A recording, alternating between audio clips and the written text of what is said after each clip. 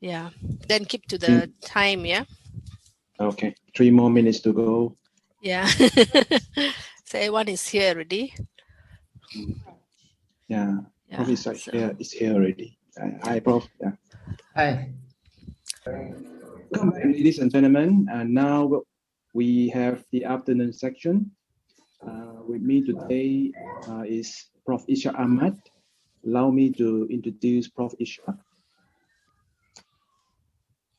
Professor Isha Ahmad is Professor of Polymer Chemistry and currently serves as the Deputy Dean, Research and Innovation, Faculty of Science and Technology, University Kebangsaan Malaysia. He is a prolific author and has published more than 120 papers in high-impact journals, 7 books beside the numerous preceding papers. He received numerous awards, including the prestigious Malaysian's Rising Star Award 2016, Malaysian's Research Star Award 2019 for highly citation of his journal publication. He is also actively involved in many aspects of polymer chemistry research projects. Without further ado, let us welcome Professor Isha Ahmad for his talk today.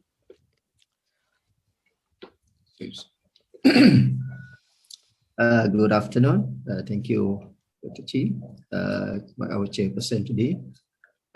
Can you see my slide? Yes, Prof. Yeah, okay. Thank you, Dr. Pushpa, and other participants. Thank you for inviting me, and also I would like to share my research on starch cinnamon oil biocomposite reinforced cellulose nanocrystals, or CNC, from anti-food bunch fiber, or oil palm anti-food bunch fiber. So before we go in details about this project, let us go back to the introduction, why we use bioplastic, because starch is considered bioplastic. Over the past decades, over dependence of synthetic polymers can consistently increase in human activities, our daily life. These polymers are generally originated from petroleum-based plastic and considered non-degradable. So the accumulation of plastic waste has caused a serious environmental pollution. I think this was a statement by Environment Minister of Canada that by 2050 the ocean could have more plastic than fish.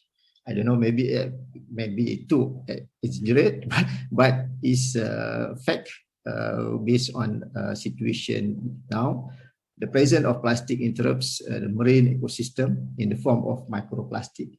This is one of major pollution. Now, any research on this microplastic, especially polystyrene, and people who eat large number of shellfish ingest about 11,000 microplastic particles each year. So this is from literature how serious this petroleum-based plastic. In fact, in our country, in Malaysia, a statement by study report by Solid Waste Management and Public Cleansing Corporation, Malaysia generated 40,000 tons of plastic, waste plastic daily. So you can imagine every day we generate 40,000 tons of plastic. In fact, Malaysia is now considered 8th in the world of worst plastic management and 5th global plastic polluter of the ocean. So that's why in 2019, I think a government under MOSTI, they established, I think, one policy related to one single use of plastic. So one of the area under single use of plastic bag is to use or to replace by plastic. So so that's why in this research we focus, or I focus on a starch as a matrix. So we go another background on starch. Before that, we have to understand what is considered bioplastic or biodegradable plastic. when we talk about biodegradable plastic, it can differentiate into two categories. One is natural, the other one is semi-synthetic. Natural-based plastic, for example, plant-based polysaccharide, such as starch and chitin. Animal-based, gelatin, collagen, microorganism, PHA or polyhydroxyl tachanide. And then another one is semi-synthetic. Now people always research on PLA, PCL. So PLA is considered natural from lactic acid lactic, and PCL from polycarbolactam from petrochemical. So all of this plastic, if we compare, the main factor for selecting starch is due to the biodegradability, availability, cheap and non-toxic. Other plastic or polymer can be used, for example, polyisoprene, which is natural rubber, although from nature is resistant to microbe unless we modify natural rubber. And then a PLA, semi-synthetic fiber, plastic, it takes time to degrade. However, the drawbacks of using the main drawbacks of using starch are due to its brittleness. So we have to introduce plasticizer or plasticizer agent, which is glycerol, or in industry we call it glycerin. Low mechanical properties and hydrophilic nature of starch. So we have to introduce nanofiller. Many research on using clay, carbonized nanofillers such as the anti-carbon nanotube and polysaccharide nanofiller, which is nanocellulose. When I put it red color, so this is my research. We will be discussed later. And no antimicrobial activity. So antimicrobial agent was used by many researchers, such as silver chloride, inorganic agent, and then microorganism, lysine and plants, essential oil, lemongrass and cinnamon oil. So the combination of starch and nanocellulose is very unique combination, because starch and nanocellulose is biodegradable. Both matrix and fibers are hydrophilic. Smaller fiber diameter retain transparency of plastic film. We know the plastic film or the diameter of plastic is less thickness, not the diameter thickness is less than 200 micron. A smaller fiber size has no effect, film colorless, smooth layer, improve mechanical barrier and thermal properties.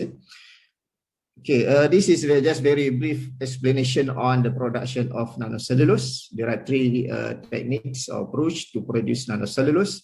First is the easiest way, using chemical hydrolysis, most stable process to produce CNC. But of course, when you use a chemical, especially high concentrated sulfuric acid, so it's considered toxic. So the production of CNC, we call it cellulose nanocrystal, length less than 200 nanometer. And then another technique is by using mechanical, ultrafine grinding, high pressure homogenizing, ultrasonication, and cryocrushing. This mechanical is not use any chemical, but we call it a production of CNF, cellulose nanocrystal. This is cellulose nanofiber or nanofibrillated cellulose. For this one, we remove the amorphous part or amorphous region. So we only have a crystalline region, which has the higher crystallinity. This one, the amorphous region is still there in the cellulose. So because cellulose is considered semi-crystalline, both amorphous and crystalline. And then finally, the enzymatic treatment, less stable by using linolytic enzymes. The oil palm anti-fruit bunch fiber, which is the raw fibers that we use to extract cellulose nanocrystal. I think last presenter in the morning session also produced on EFB, so I don't want to focus on this one. But in my research, I use EFB for this presentation, one of the fiber or natural fiber. Other than that, I also use knaf, rice husk, sawdust, and other natural fibers. For this research, we focus on EFB. Okay, overall research overall, first starch CNC, and then starch cinnamon oil, and combination of starch CNC and cinnamon oil to produce biocomposite starch cinnamon oil reinforced with CNC. Research objective, first to prepare and extract cellulose crystal from empty fruit bunch fiber, and then second objective to investigate the effect of cinnamon oil addition on antimicrobial, mechanical and physical properties of such film. Number three, to determine the effect of CNC addition on mechanical and physical properties of starch film, and finally to evaluate the synergistic effect of cinnamon oil and CNC on antimicrobial, mechanical and physical properties of starch. So this is the first step of methodology to isolate a cellulose crystal. There are three steps or approach. First, we call it alkali treatment from raw fiber, treated with sodium hydroxide, 4% sodium hydroxide, temperature 90 to 95 degrees Celsius, 2 hours, repeated four times. And then second step is bleaching treatment by using 1.7% of sodium chloride, temperature 90 to 95 degrees Celsius, time 30 hours, and repeated 3 times. This actually 2 steps to produce cellulose. Easily we can imagine white paper, A4 paper. And then to produce cellulose nanocrystal or cellulose nanocellulose, so we have to use another step, which is acid hydrolysis, 60% of sodium acid sulfuric acid, temperature 45 degrees and 45 minutes. So finally we can produce cellulose nanocrystal. And then a starch biocomposite, so combination of starch CNC, starch cinnamon, and starch cinnamon and CNC. So first step is to prepare the starch film, starch glycerol with water mixed together at the temperature of 90 degrees Celsius, blending time 40 minutes. And then starch CNC, first CNC was sonicated and homogenized prior to starch film preparation, and CNC amount was varied at 0 to 10% with weight percent of CNC. Starch cinnamon, the concentration of cinnamon oil was varied between 0 to 32 weight percent. Gelatinized starch was allowed to cool at 50 minutes, and cinnamon oil with twin AT was added as surfactant. So twin AT is used as surfactant in my research. And then starch cinnamon CNC, so combination of cinnamon and CNC. Cinnamon optimum 24 weight percent based on activity number 3, and then we vary the amount of CNC to study the properties. So based on the first objective, to prepare and extract cellulose nanocrystal from empty fruit bunch fiber, we found that from this figure, the SM micrograph of cellulose from EFB, bigger size, now start to fibrillated of EFB after each treatment, now a single bundle fiber, and then a single fiber or nano fiber.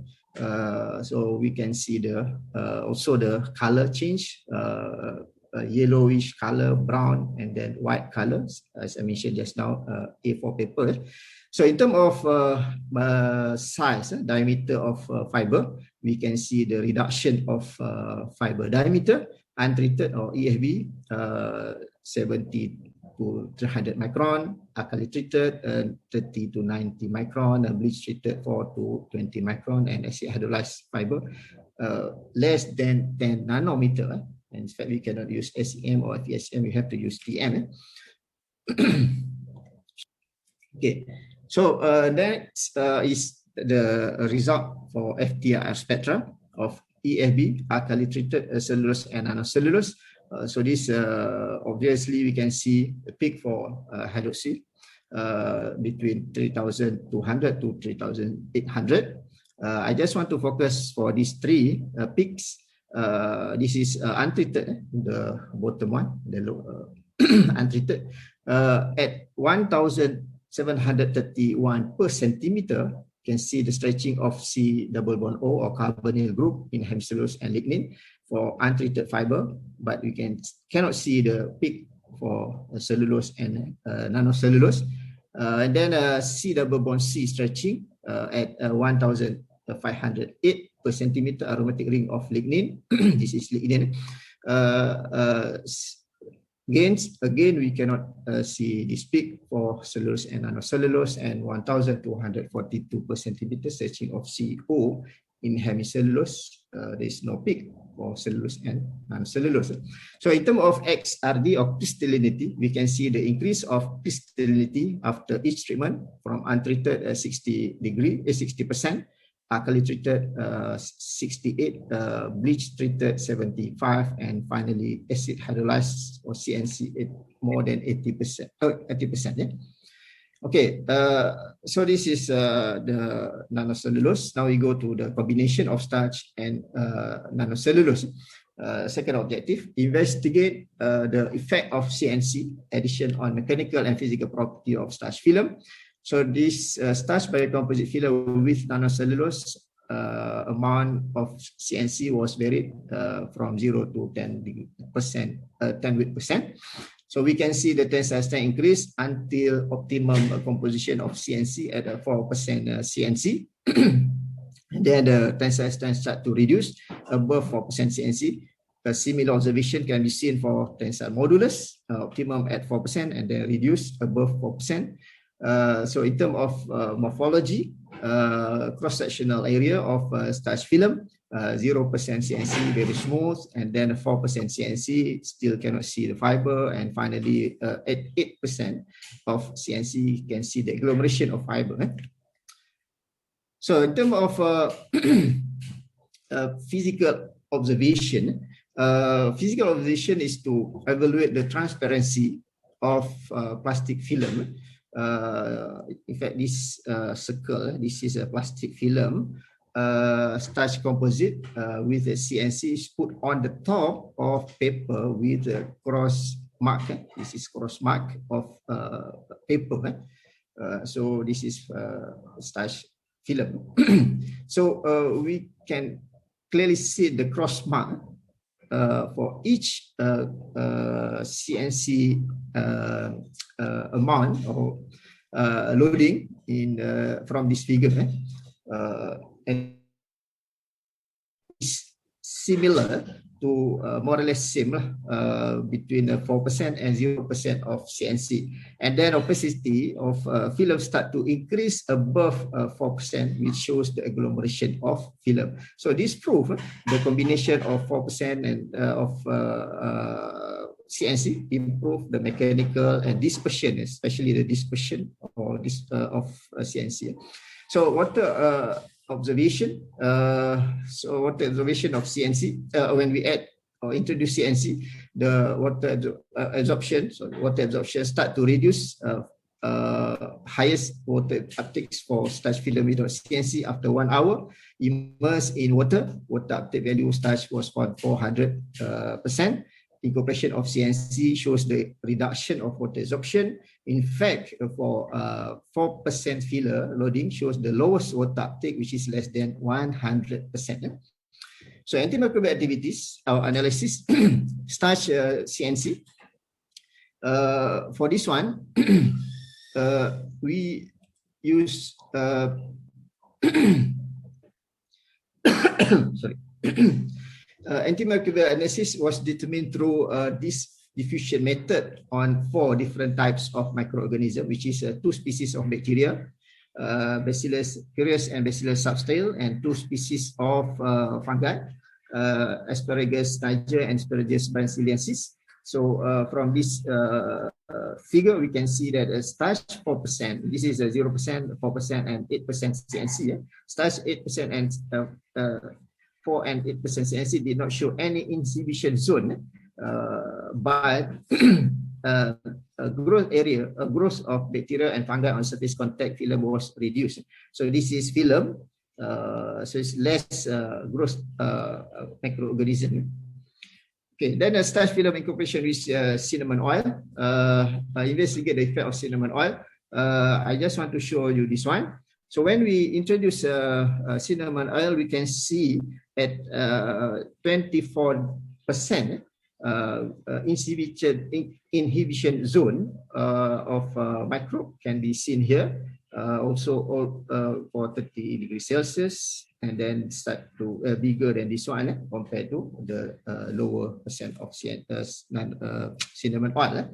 But however, for mechanical properties, there's reduction of tensile strength and modulus when we introduce cinnamon oil. Although the improvement of antimicrobial activities, but reduced in terms of mechanical properties. And similar to morphology, so the opacity increase when we add CNC into the starch film. Water barrier properties, cinnamon and cinnamon oil, the water absorption reduced similar to CNC. This is due to the hydrophilic properties of cinnamon oil. So from 400 to less than 100. Okay. Finally, the combination synergistic effect of cinnamon oil and CNC on antimicrobial mechanical physical properties of starch film. So this study was done by fix the amount of cinnamon oil for 24 degrees percent. Sorry, with a variation of CNC from 0 to 10%. So from this mechanical study, we can see that the optimum of tensile strength and modulus still at a 4% CNC, similar to starch without cinnamon oil. So very smooth surface. And then in terms of tensile strength, starch film 2.89, starch 24 cinnamon 2.46. Starch CNC increased to 7.2, and starch 24 cinnamon and 4% CNC is 4.41 tensile strength. So the combination of cinnamon and CNC increase the mechanical properties of starch cinnamon. So in terms of opacity, starch film, very clear plastic. Starch cinnamon is yellowish color due to the oily of color of cinnamon oil, and then starch CNC still similar to this one, and a starch to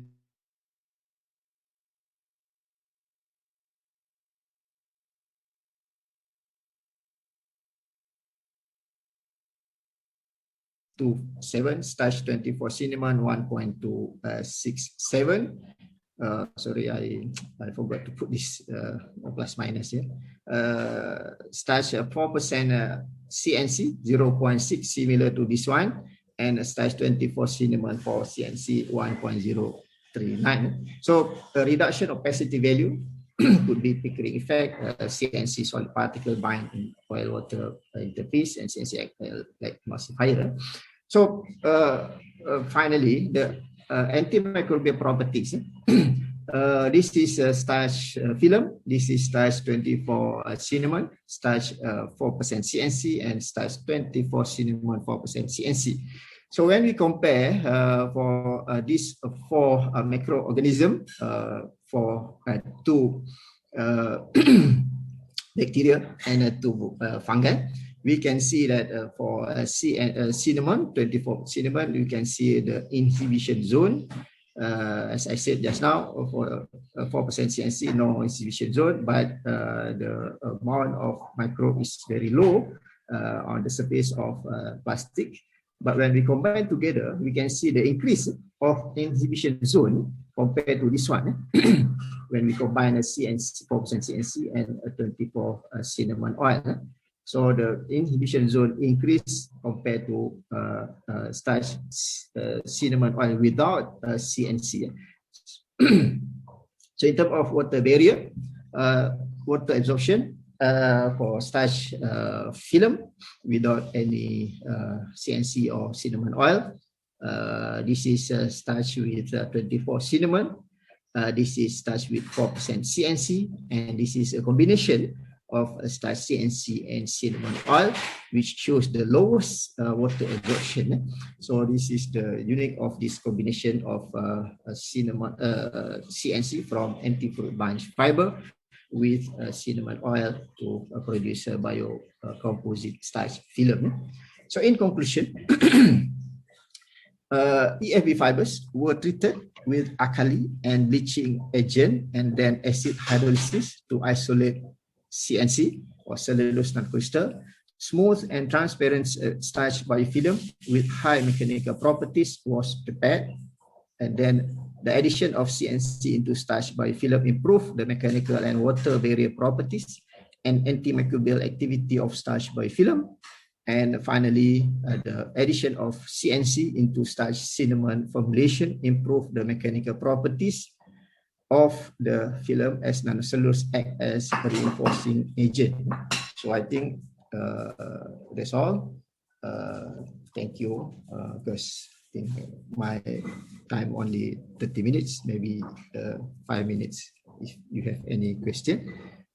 Thank you, Professor Isha. Now we shall open the floor if you have questions to Professor Isha.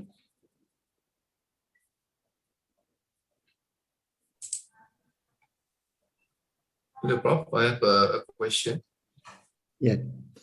So my name is Hakimin from UMK, Kelantan. So I also working with CNC. So Prof, if you could explain what is the yield of your CNC that you extract from of PFB? The yield of CNC. Yeah. You mean how much CNC can be produced? Yeah, from can we extract? Yeah. Okay. So there are two steps. First is to produce cellulose. So cellulose content more or less 50 to 60% of cellulose content. I don't know. From my research, I found that 50 to 60%. What we can say 50% of the EFB. So from from cellulose to CNC, 70% of 60 to 70% of CNC can be extracted from cellulose. So if you calculate, I think around 25 to 50% of CNC from raw EFB. So more or less 25% of CNC from raw EFB. All right. Okay, thank you, Prof. Now we shall open to the floor if you have questions to Professor Isha. Yeah, I have one question. What starch that you have used? Yeah, so over here. So, cassava starch. Cassava starch. Okay. Yeah, cassava starch. So why you chose cassava starch? Easier in terms of processing. Actually, if gelatinization of cassava is higher actually compared to cornstarch. Cornstarch is less viscous, but to control because we have to mix with what we call nanofiber or filler, which is nanocellulose. So I think cassava, from my research, we found that higher friction, and then so we can disperse CNC better in cassava starch compared to corn starch. Corn starch is less viscous actually. So in terms of curing, so we found that cassava is easier to cure compared to because when you prepare the film, nanocellulose, which is a very small amount, 4%. So if for drying process, we need some time, I think, to make it gel. We need maybe 4 hours. So we don't want to make the cellulose go down and then so agglomerate at the bottom of the plastic. So that's why we consider cassava is easier to process and then to get well dispersed composites. And then price is, of course, cassava is cheaper than corn. Okay, thank you. Okay. Is there any question? One question. I have a question, Prof. I just want to get your insight. So let's say if you want to use this product to replace the current plastic that you have currently, so what's the challenge that you have? In terms of cost and so on. That's the main challenge is of course the cost. The main challenge to replace synthetic or petroleum-based plastic is the price. Others, I think we can consider, but in terms of price, so because so to produce a film or plastic from PP or PE, maybe the price of PP only 2 ringgit. But to process a film from cassava, from other, so there are technical aspect that you have to consider, gelation and then other processing, optimum processing. So I think the main challenge is the price. I think others, we if the price of petroleum increase, so it's a better chance. Otherwise, I think a policy from government. So if government say no more petroleum-based plastic, so we have to go bioplastic. Bioplastic. Yeah. All right. Thank you. Okay. All right. If we have no more questions to Professor Isha, let us once again thank you, Professor Isha Ahmad, for his presentation. You're welcome, Dr. Champion. Okay. Now we shall proceed to the next speaker, keynote speaker. Next keynote speaker is Dr. Isha Salema. A brief introduction about Salema. Dr. Isha graduated with his bachelor degree in chemical engineering from University of Pune, India, master in chemical engineering and PhD in mechanical engineering from University Technology Malaysia. He did his postdoc at University of New Brunswick, Canada. Currently, he is working as a senior lecturer at Monash University, Malaysia. Without further ado, shall we welcome Dr. Isha for his presentation today. Assalamu alaikum and very good afternoon to all of you. Thank you very much, Dr. Chi Chin. Today's topic that I would like to present is challenges. What are the problems in processing biomass in a microwave reactor or say microwave system? So today's my topic is all about the problem. A different, I can say, a different type of presentation maybe. So I'm going to talk all about the problems and share my experience, what happens when we process biomass in microwave irradiation. Can you see my screen slides? Yes. Okay, thank you. So my personal research interest is on renewable energy, including biomass, bioenergy, and solar energy. So I'm focusing on these two with energy efficiency and management. So of course, my main processing or technology that I use in my research is microwave irradiation, focusing on the quantity and quality of the products that comes from the biomass processing. Okay, so I am also working in collaboration with Sain Darbe Research Sindran Barhad to look into the sterilization, palm oil mill sterilization. So at present, they have this conventional sterilization steam-based, which of course consumes a little bit higher energy and takes longer time to process palm fruits, fresh fruits. Okay. Alternatively, we have microwave sterilization. So actually, Sain Darbe, they have a pilot scale so that we are working with them. in order to see the energy consumption, we want to compare it with commercial one, and also the economic analysis. How much dollars or ringgit we basically it needs to sterilize the palm, what we call as fresh palm fruits. And of course, we will see also on the quality of the palm oil, basically. So this is the project that I am working with Saim Darwe. Of course, in the palm oil mill, we have another byproduct, biomass. So biomass, like we can say, is no more a problem, but we should consider it as a byproduct and treat it as a byproduct so that we can make something out of it. Basically, like some product that we can convert into either bio oil or product gas, or of course biochar. So biochar is already available in our market.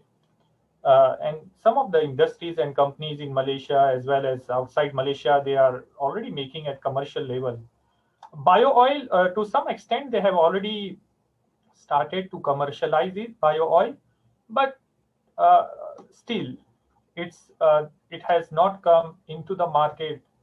What we call as it has to be like compared to petroleum products. Product gas still at the stage of lab scale or even pilot scale. Okay, so basically my team research was to convert this biomass into product using a microwave technology. Okay, so I'm going to focus on microwave technology in my presentation today.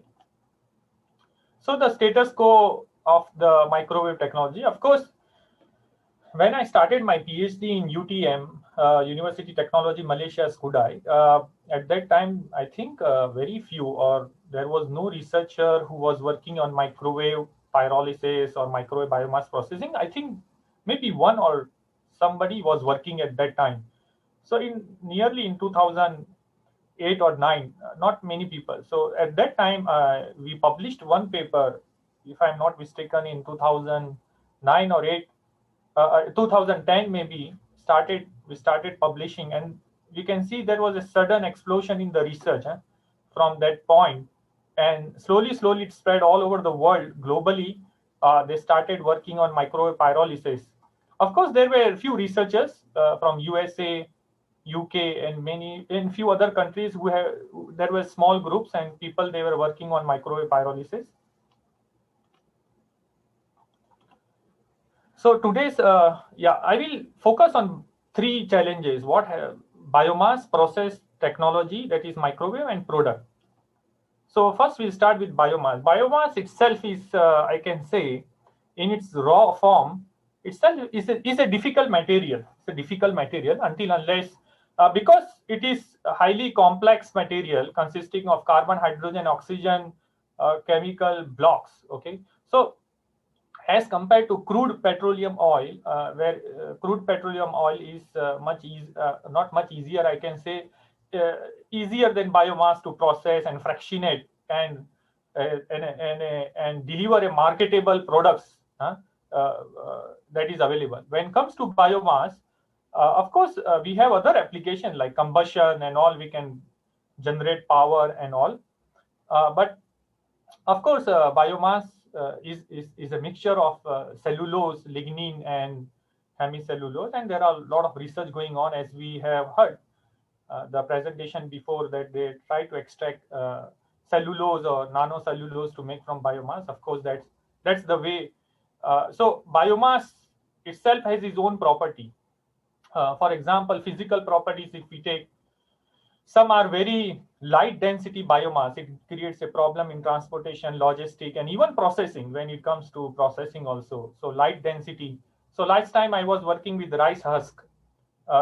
In Malay, we say, Malaysian, we say sarkampadi, the rice cover, the cover.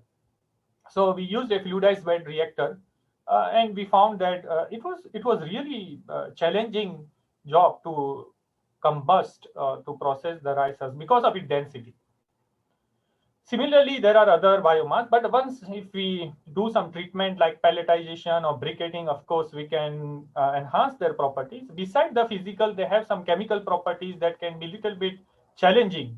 And also when it comes to microwave processing, one of the challenging property it has is dielectric properties. Okay, so we will talk about that also. So what are dielectric properties? Regarding the biomass, the dielectric properties usually answer all these questions. So before even processing any material in the microwave system, it is very important to measure their dielectric properties. Because depending on these properties, we will come to know whether the material will heat under the microwave or not. What type of applicator or geometry we will need it. What will be the best frequency at which this material will process under microwave? How uniform will be the heating? Will the microwave absorption characteristic will change? I mean, in against the temperature, or it will remain same? Whether there will be any thermal runaway, because sometimes what happens when we place a material in the microwave, there is a sudden what we call as rise in the temperature. So that creates a problem. So whether the biomass will absorb or reflect. So this will these properties will give all these answers. So what we did is we did some measurement of dielectric properties. You can see here loss tangent. This is one of the important properties that is responsible to convert the microwave energy into heat, basically. And then we varied until 700 degrees Celsius. And what we saw that you see until 450 degrees Celsius, biomass does not give any what we call a sign or a good sign of absorbing the microwave. They are, I can say, poor absorber of microwave. But once after passing 450 degrees Celsius, once they start converting into char, that's where the property gets changed. Okay. And you can see there is a sudden increase in the loss tangent. Same happened with dielectric constant also. And the char that start forming, the carbonaceous char, that basically starts absorbing the microwave energy. And it starts also absorbing, not only by absorbing the microwave energy, but it converts it into heat also.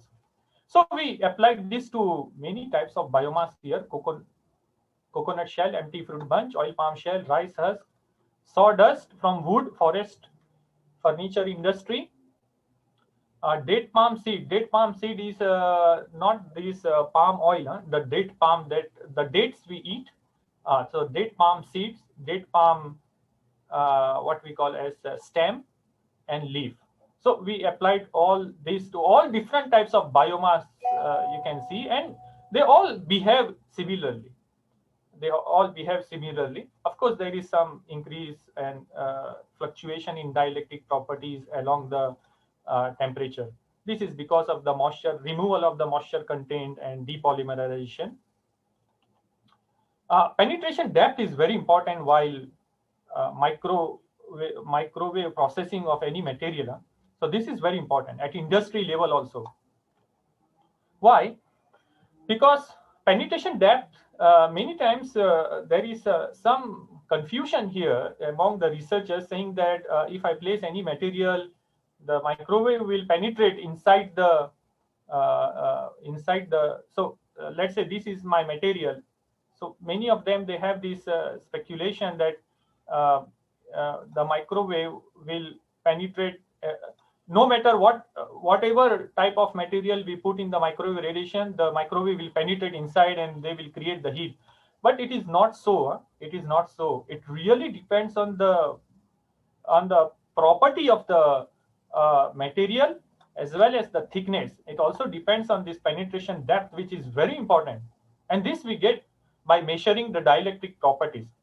So in terms of biomass, you see the penetration depth of the microwave during the first 250 degrees Celsius. is not much. What does this mean? This means that biomass is absorbing the microwave. Okay, the biomass, they are absorbing the microwave. You can see here in the moisture level and also at 200 degrees Celsius. Somewhat the microwaves they are absorbing, but still they are a poor absorber. But once the penetration depth increases to very high at 300, 400 degrees Celsius, this does not mean that microwave, they are absorbing the microwaves, because what happens, let's say the thickness of the material is like 8 mm or 10 mm, 10 mm. But microwaves, they are, you can see here the microwave penetration depth is 10 centimeter, and here the size of the sample is 10 millimeter. So what does this mean? That this material has become transparent to the microwave, basically. So this is what happens. It is passing through away. So why at 300, 400 degrees Celsius? Because at that temperature, the biomass is depolymerizing, means it has become soft at that temperature. And now there is a transformation phase from biomass to carbon. So that's why the penetration depth high. It means that this material has become transparent to microwaves going through. But once the biomass gets converted into biochar, it is fixed carbon, high percentage of carbon with, let's say, 80% or something in the char. You can see there is a drastic fall in the penetration depth, and it almost comes nearly 600. It almost comes to the point where this material can absorb the microwave and convert into heat or can process it. Okay, now let's come to process and technology. Microwave. Advantage of microwave, many of us, we might be knowing it. Volumetric heating, microwave can heat from the core to the surface. Selective heating is one of the best thing in the microwave. If let's say your material is not a good absorber of microwave, you can always mix it with other material that are good absorber of microwave. We can say hybrid heating. Energy saving, this is a question mark. Energy saving is a question marker. Still, we are trying to work on it. I mean, we are trying to investigate that really microwave, they save energy, or is just a speculation. Because at industrial level also now we are working with sine d'Urville. So that is our main focus. How at the big level, when the microwave, they have a big generators, how much electricity they consume. So this is a big question mark. But however, there is a good point here that microwave can save energy in terms of processing time. Because let's say conventional, they take hours. Microwave may take minutes. So this difference in processing timing may help to reduce your energy. Okay. Instantaneous on and off is a good thing in microwave. So as soon as we off the microwave, there is no microwave inside the cavity. It's all seized. And the material they does not have any microwave. So the heat inside the material, it starts to drop. The temperature starts to drop instantaneously as we off the microwave. So that is the thing. However, in the conventional heating, when we have electrical heater or gas heater, what happens? The temperature is still there. The electrical heater, the heat is still there, and it takes little bit longer time to seize the heat. But this is one good thing in microwave, that if you just off the microwave, that's all. It's gone. The microwaves are gone. So no source of heat. So of course it is very rapid heating, and in some cases we found they can produce a good product quality. What is not said about microwave? So something that we need to really take into account is the safety. While processing anything in the microwave, we have to be very careful about microwave leakage. International standard is somewhat, maybe I'm not sure, 10 milliwatt per centimeter square leakage, not more than that. So whenever we are doing experiment or processing, make sure that there is no microwave leakage for the safety of the personnel.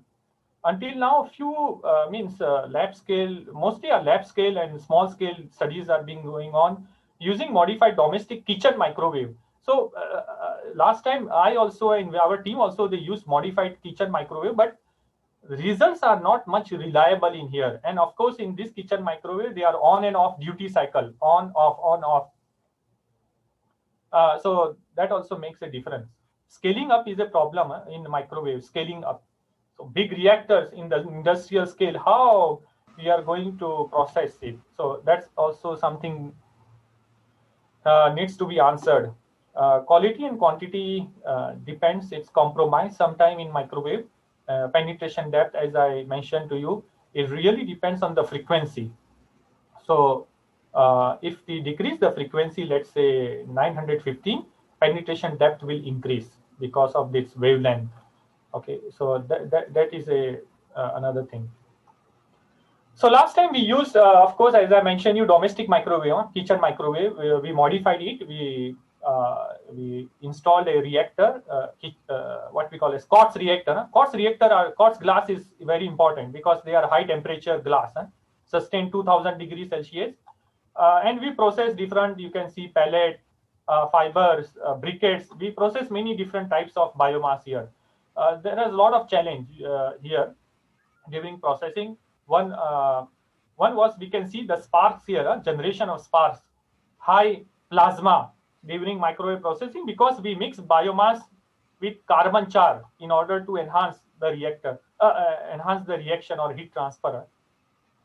Another problem was we found out that when we process briquettes, big like briquettes, densified biomass like pellets and briquette, the pyrolysis or processing is much better than using a powder or fibrous material. Fibrous material, they do not process well. I mean, they don't process good in microwave. So this is something that we found out. And after that, we tried to stick on the densified biomass. Another problem was, during our study was, we were injecting the gas from the bottom, inert gas, and we were collecting the vapor from the top. Okay, so what happened in this case, the beauty of microwave is, microwave will not heat any other components in the cavity. It will only heat, and it will only interaction with the biomass only, because biomass is the material that will absorb somewhat microwave. So they will interact with biomass.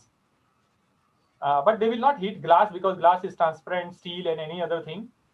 So what will happen, it will be very high temperature in the biomass material. So when we inject the gas will take the vapors up. But since the temperature at the upper side of the reactor is colder, I mean is less than the at the biomass bed.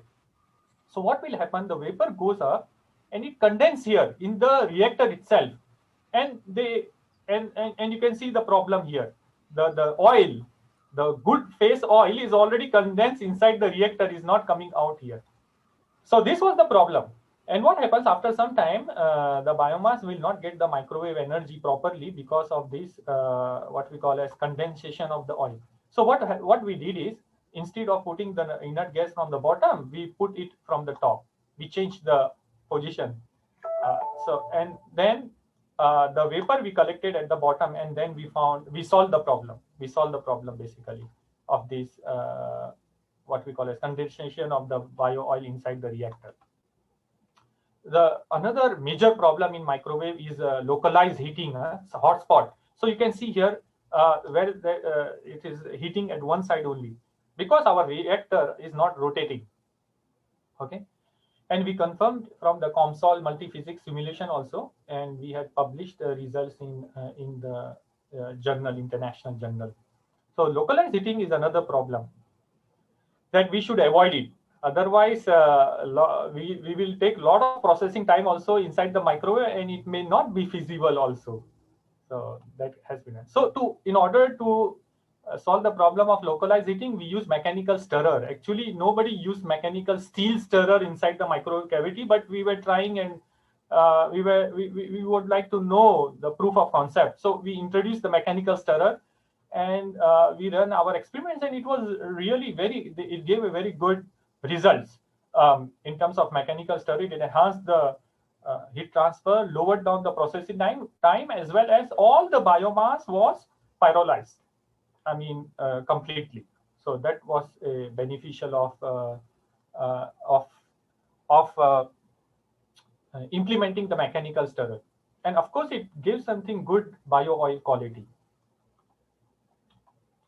Of course, during my postdoc in Canada, what we did is now we were all doing at the lab scale in the domestic microwave. So we made a bench scale. We scale it up to 10 kilogram in one batch.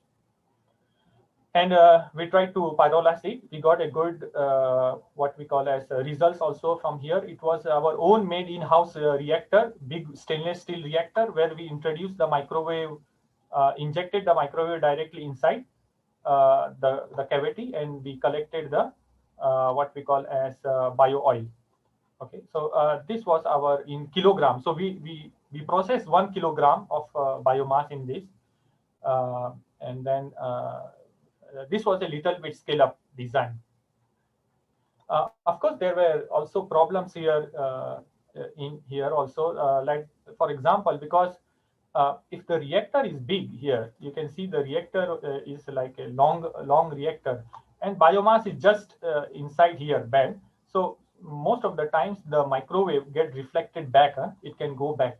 But good thing that we use industrial microwave generator. So that's why. Okay, I will try to complete it. So that's why if too many microwave is reflected back, it may create a problem of overheating the microwave generator. Biomass loading, how much biomass loading size, that is also another problem, and what type of reactor system we should use at industrial commercial level when we want to scale up, from lab to industry. So we really have to look into this. If we increase the loading, we can see that the penetration depth of microwave is limited at the surface only. So that will create a problem in commercial scale or industrial scale if we are processing kilogram or tons of biomass. So that has to be also taken into account while scaling up. Temperature is a problem because if we insert let's say metallic thermocouple is good because it can give us real-time temperature of the biomass inside directly of that material. But if we use infrared and all, they just give the surface temperature. So that is another problem.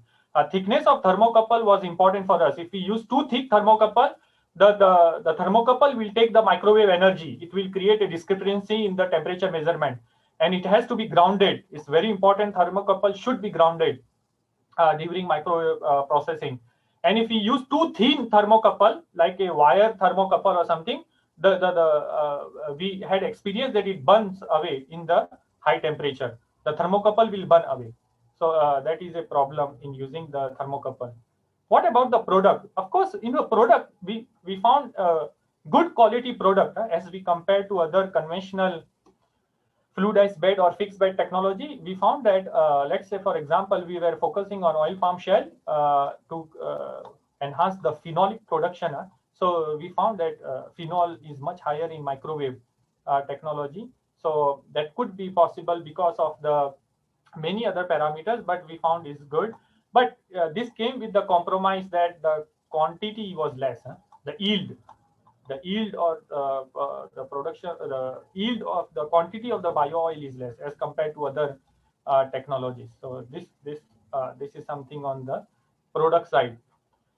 Another thing on the product side, that when we are at the pilot scale, or let's say at the commercial scale, where our product will go from the thermochemical, from the pyrolysis, where it will be the marketable. So that is very important to find a proper market. So what happens now? We have raw biomass that we convert into bio oil, and that bio oil is actually a mixture of hundreds of chemicals. So that actually, if we want to refine this bio oil, it takes a lot of processing time and capital capital cost. So that cannot be comparable to the petroleum product. So that's why we need to find another niche market for this type of products, basically.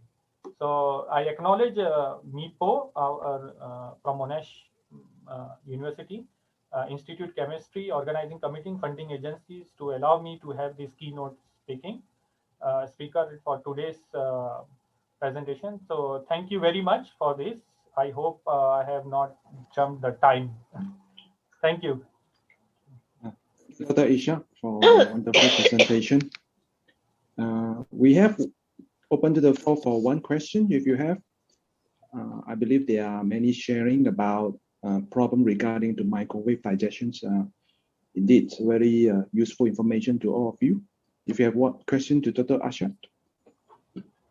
Yeah, you can contact me if you would like to collaborate or discuss me. No problem at all. And let us thank you, Dr. Asha, for his presentation today. Thank you. Thank you very much. We shall move on to the next keynote speaker, Yami Yusuf. Allow me to introduce her, Professor Sumayami. Professor Sumayami is currently a professor at the Institute of Ocean and Earth Science, University of Malaya.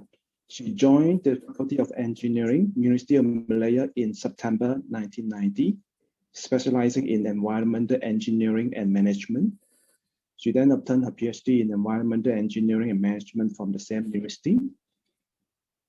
Currently, she leads the Institute of Ocean and Earth Science, IOES, as director, while helming another mandate as chairperson of Sustainability and Living Labs Secretariat. Committed and passionate about safeguarding the environment and realizing the importance of sustainable development, leadership has successfully synergized campus sustainability agenda aligned with the university vision and mission with the launch of Eco Campus Group in 2017. Without further ado, let us welcome Professor Sumayami for her presentation today. Yeah. Hello, good afternoon, everyone. Yes. Thank you, Mr. Chairman, for the introduction. Now I'll be sharing my slides.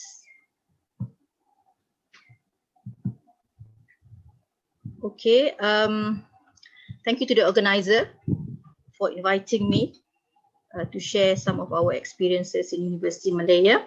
So I'll be presenting on the title of my project, which is the Zero Waste Campaign, Holistic Approach in Integrating Circular Economy and Sustainable Development Goals from a Higher Education Institution Experience.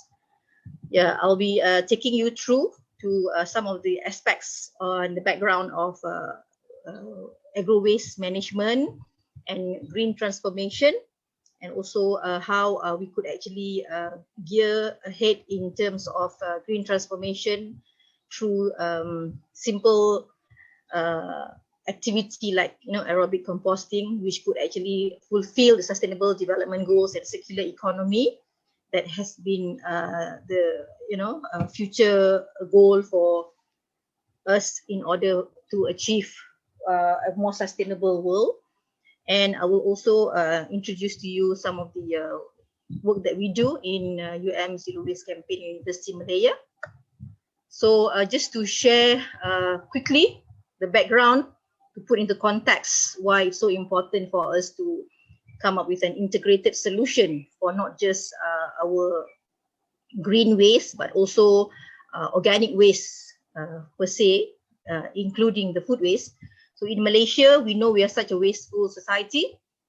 Every day we produce more than 38,000 tons of solid waste, which could fill up the land, which are filling up and also choking our landfill sites, the numerous landfill sites. And also, if we were to put in KLCC tower, it says that only within a few days it will fill up to the brim. And if you look at the composition of our waste, more than almost 50%, if you put food waste and green waste, which include the organic waste, makes up more than 50% of our waste composition. And this is actually the institutional waste composition by weight and you can see, be it residential, commercial, or institution, the highest is always food waste, followed by plastics, paper, and so on. And green waste make up about 6 to 7%. Yeah, so that we need to actually look at an integrated approach towards waste management strategy, so that we could actually do the right thing by coming up with the most preferred activities, which is the prevention, and only to the final end of disposal. Unlike what's happening in the country now, we know that more than 95% of our waste are actually just sent to landfill. And if you look at the generation of waste, both in global perspective and also in the Malaysian context, we're about similar. Yeah? So food and green waste makes up almost half of the portion of waste that we generate, and that is causing a lot of environmental problems and degradation. Food waste is also a big issue in Malaysia, and you know that basically if we look at the amount of waste that we generate daily, more than 15,000 tons are actually food waste. And these food waste, some of them are actually the avoidable waste, which could actually be used and also be consumed. But because of poor management or indifferent attitude of our population, we see most of our waste ending up in the landfill site. And food waste loss is actually a big issue globally, because it not only causes a lot of pollution and greenhouse gas emission, but it's also using up a lot of our environmental resources. Yeah?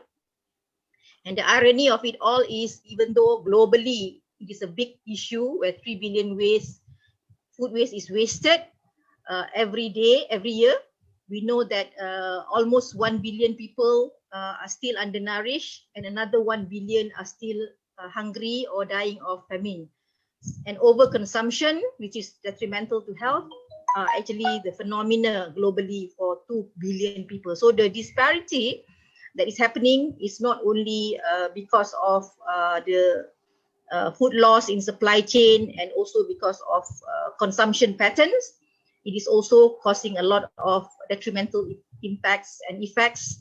And if we were to take the 5 elements within the Sustainable Development Goals, we can actually together end hunger and eliminate all forms of malnutrition and build sustainable food systems. So why am I talking about food waste? Because I'm going to show you how food waste and agro waste, especially landscape waste, can actually play a very important role in trying to build up a circular economy in Malaysia. So I think I'm not going to go into detail about agro waste. I think we've been a lot of talks and also presentation that covers types of agro waste. But suffice to say that worldwide it's a big composition, and food and green waste is actually always making up the bulk of the waste generated in the world. And even in Malaysia alone, 1.2 million tons of agro waste are disposed into landfill, whereas 96% of food waste are also ending up in landfill sites. Okay, the characteristics of agro waste, I think we heard a lot of palm oil, which is one of our major commodity, and agricultural product, which can actually also contribute to a lot of issues if it is not managed in a sustainable and integrated manner. So the greenhouse, I'm going to look into the perspective of the impact to the environment. Yeah? So greenhouse gas emission from agriculture sector, this is from ADB, a bit old data, but if you look at the data, there's a stark realization that global potential mitigation, there's a lot of potential in terms of not just carbon sequestration, yeah, and also in terms of carbon pricing, yeah, into the economy. So if we are to realize this scenario and we manage our agro waste or green waste in a more sustainable manner, there's a lot of potential. And I put it into perspective. In Malaysia alone, it is reported that we produce almost 1.2 million tons of agro waste. And if zero agro waste is sent to landfill, we could actually reduce more than 1 billion kilogram CO2 equivalent. Okay, and this offset could actually save a lot of our carbon footprint and also our carbon reduction strategy for the country. Yeah. So I think it's also a well-known fact that if you do not actually manage in an integrated and sustainable manner, like most circumstances, most of our waste in Malaysia goes to landfill. So you have the repercussions, the negative implications, where you not only have the greenhouse gas emission, but also leachate contamination. And it's a big issue in Malaysia because, as you know, many times, especially us in Kuala Lumpur, Selangor, with the water disruption, sometimes it's because of odor problem, because of contamination. And the irony of it all is because, as you know, most of our landfill sites, some are just dumping ground without proper sanitary mitigation, are actually causing a lot of leachate, which is a very highly polluted water, contaminating not just our soil but also our groundwater and our surface water. Okay, and these are consequences of our organic waste, which constitute our food waste and green waste. If it is not properly maintained and not properly managed and disposed to unsanitary landfill. Okay.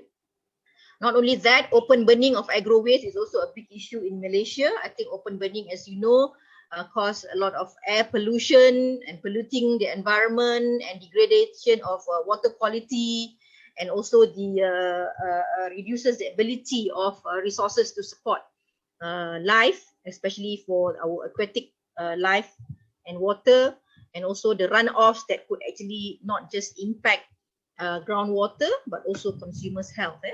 So to come up with an integrated solution, we need to have this paradigm shift so that when we see waste, whatever waste it may be, we have to move away from the left side to the right side. The left side is our norm and our conventional way and thinking, where like in Malaysia, most of our waste goes to landfill. So starting from, if you look at the pyramid, we need to actually turn it upside down. We should start to practice source reduction, recycling, composting, conversion technologies, and only finally, those that there's no intervention could be done goes to landfill site. And if you look at the hierarchy of our waste generation figure that I showed earlier, basically if everything is being managed and not sent to landfill, maybe we need to send probably just 20% of our waste should end up in landfill. And imagine the amount of space that we could actually save, the reduction of greenhouse gas and avoidance of pollution. So an integrated manner for agro waste, there are many solutions. Of course, you know, now we are still sending to landfill, which is the cheapest way.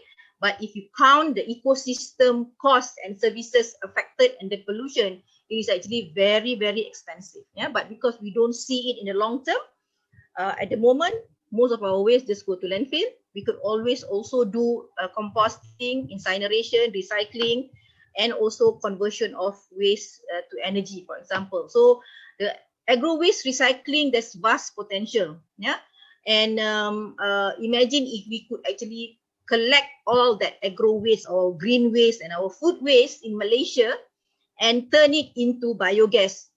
Imagine the savings of our energy consumption, the all the win-win-win-win situation. So, you know, to me, we should be moving forward. Besides, you know, instead of just relying on the fossil fuel, there are a lot of potential. Bioconversion of agro-industrial waste to enzymes. This is another big economy. Bioeconomy is a big thing.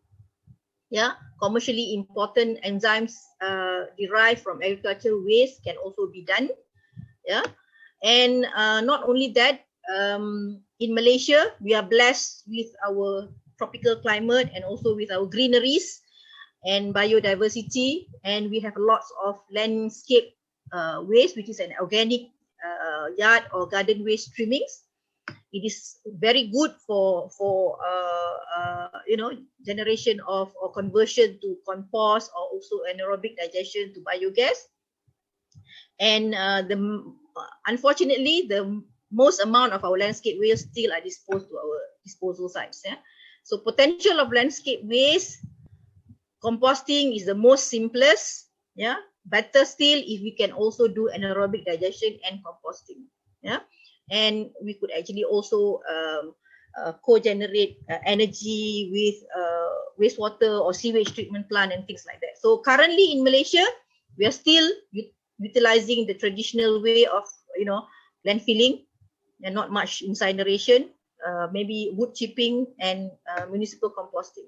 So the green transformation for waste, agro waste or green waste, there are a lot of potential. And I don't think because of the time limitation, I can go into the details of this. What is important is I think everyone is quite familiar with the composting parameters.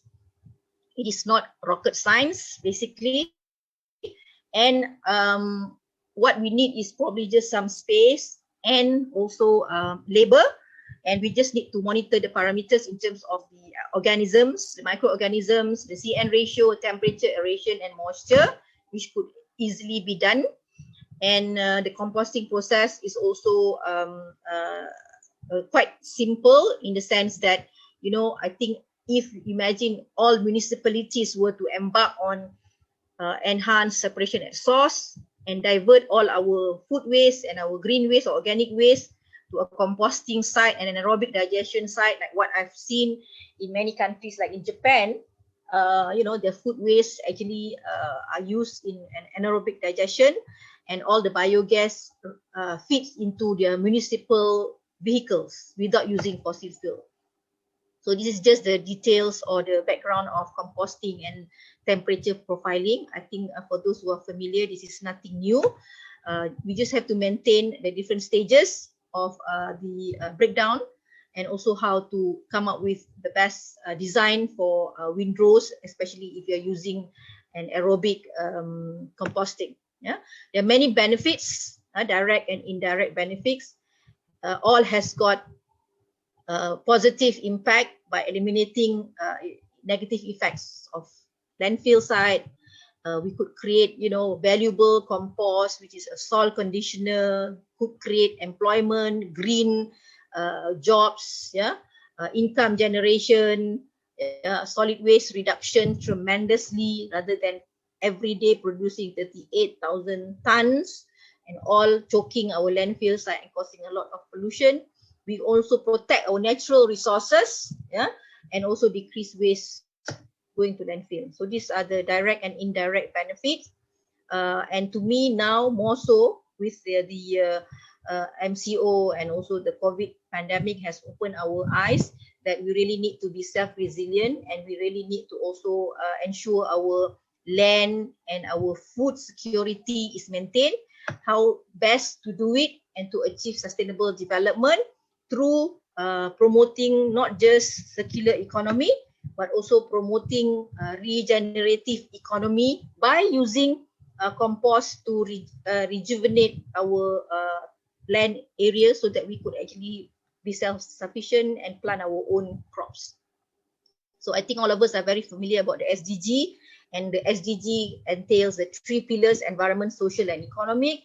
And if you look at promoting integrated agro waste and food waste management, you could actually definitely achieve the 17 pillars, not just from the environmental perspective, but also the economic and social pillars. And I will show you this example through the Zero Waste project that shows all the 3 tenets of SDG can be achieved by a simple project which could be scaled up and replicated to many more places and many more communities. So we need to move away from the linear economy. Very important. I think the fact that it's no longer viable. Everyone knows that we are coming to almost 9 billion by 2030, and there'll be challenges of meeting demands of goods and services.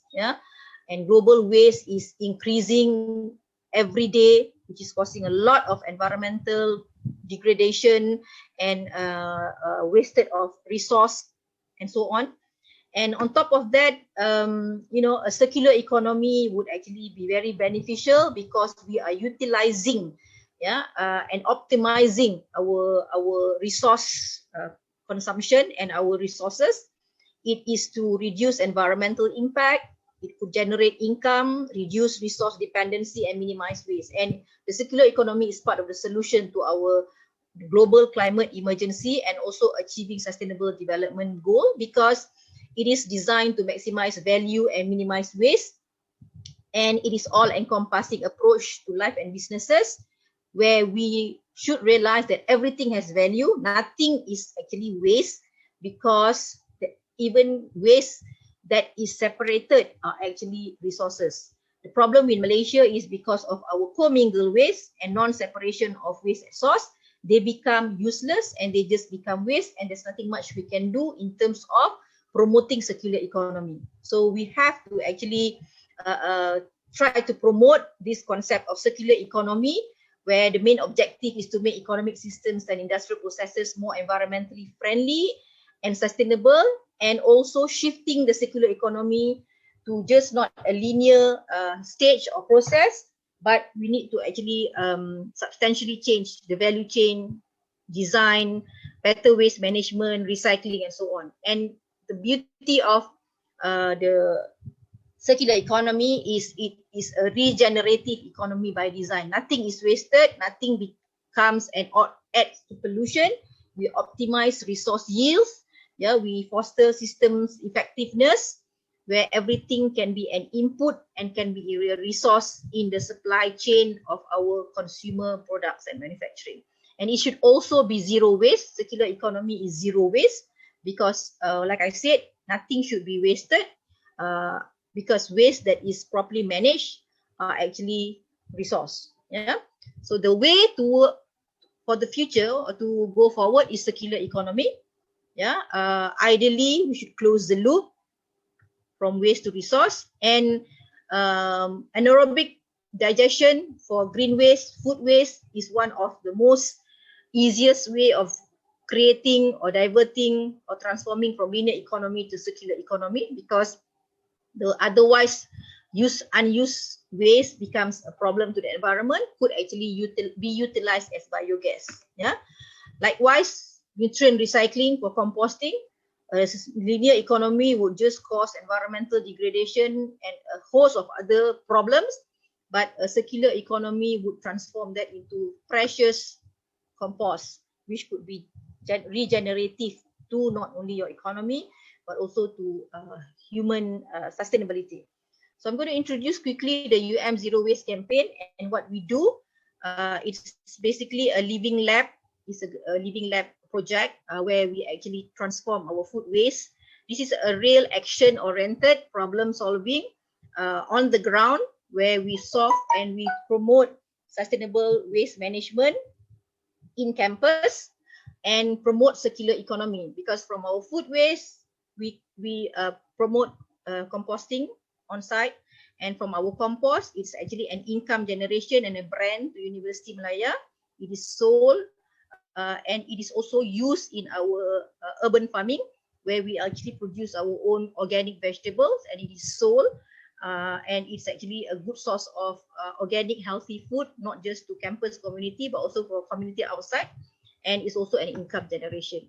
So the Zero Waste campaign is a project that has been started in University Malaya quite some time back, because of the realization of the vast amount of food waste that we produce in the country, and in wanting to make University Malaya an eco campus, we wanted to tackle the food waste and also separation at source.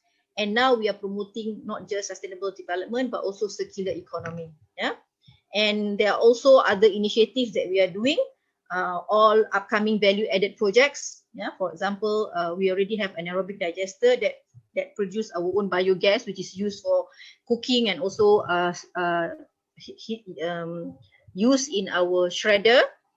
We also do plastic recycling, and it's used in our building for pavements and so on in campus. Of course, we have our organic compost, which is a high nutrient compost produced from our food waste. And with that, we also generate renewable energy, which is a biogas. and also urban farming by planting our own vegetables. There are also a lot of other upcoming projects where we are looking at enzyme production and supercapacity from food waste, and also using recycled concrete blocks using waste, especially for coastal erosion. So this is some of the views, okay, and this is our urban farming. And just to showcase to you the SDG tenets of environment, social and economy. So this is the outcome or positive outcome from the project, which shows that food and green waste, if properly managed, could actually be promoting environmental positive impact, where we have diverted quite a big amount, more than 1 million kilogram of waste from going to landfill site. We have reduced carbon emission more than 5 million kilograms CO2. In terms of social perspective, we have actually contributed revenue and also charity sponsors more than 38,000. We have created awareness, capacity building, and also real case examples in educating and creating awareness to people, more than 12,000 people from international, national, from government agencies and so on that has visited and that has learned from our project. And we have saved the university more than almost 500,000 of monetary gain from the economic savings and also from income generation from the selling of compost and also training and so on. Okay, and this is just to showcase to you the inventory of green waste composting, because our project utilizes food and green waste. And this is just the inventory to showcase how much carbon has been avoided by using our green waste or landscape waste in our project. And look at the amount that could actually be saved in terms of monetary revenue, in terms of emissions, because we are avoiding the freight use, and also the carbon reduction. And I've come up also with a scenario analysis.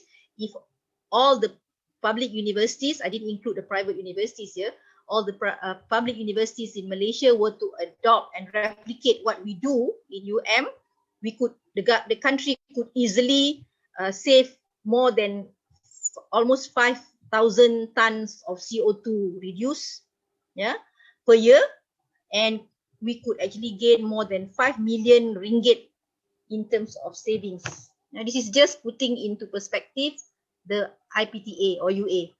Okay, imagine the 200 over private universities. So this is just to show an scenario analysis that is from the perspective of higher education, but this is also a scenario analysis on carbon emission avoided. If we were to look at the national target, by managing our green waste, and looking at UM's example, if we just were to put 50% target reduction and managing or utilizing and promoting circular economy, this is the amount of we could save the country more than 1 million tons of CO2 per year. If we have 100% zero landfill of green waste, this is the amount that we could actually save. And on top of that, in terms of costs, monetary cost in ringgit, we could actually save more than 500,000 and also almost 1 million ringgit from the managing of waste to landfill site.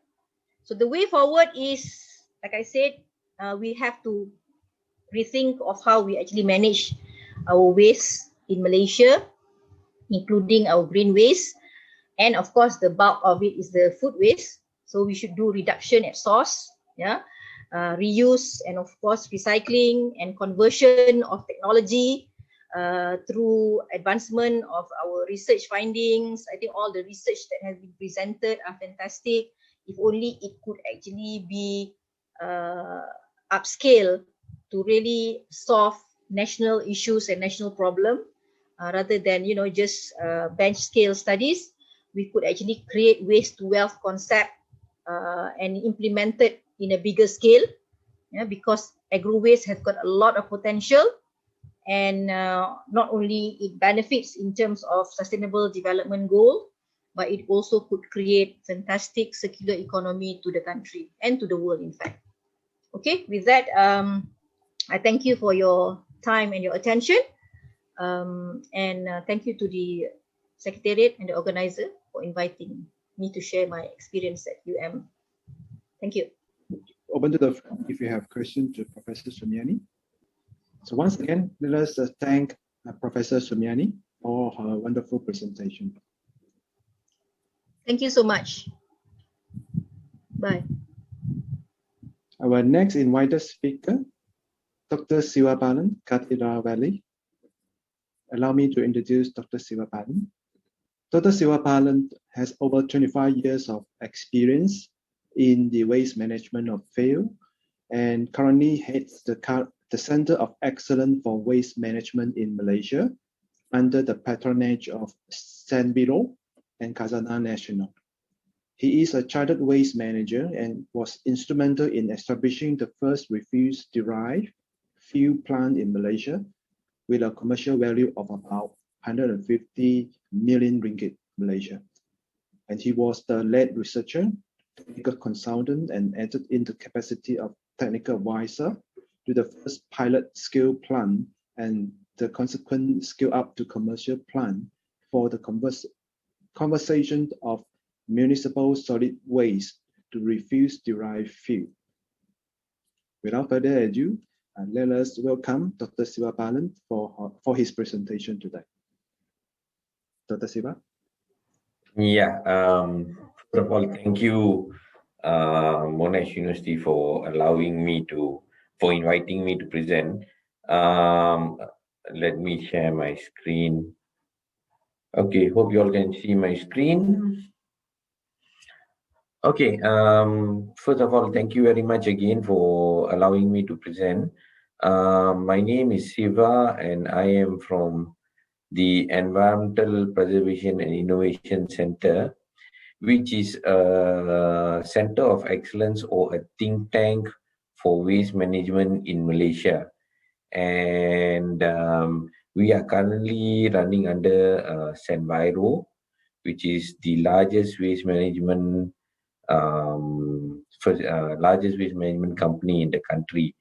So we look through the whole spectrum of waste management, meaning we look at hazardous waste management, municipal solid waste management, agriculture waste management, clinical waste management, and almost every other type of waste management. So what you are looking at the front page now is our platinum rated green building, which is in Seramban in Kuala Alam.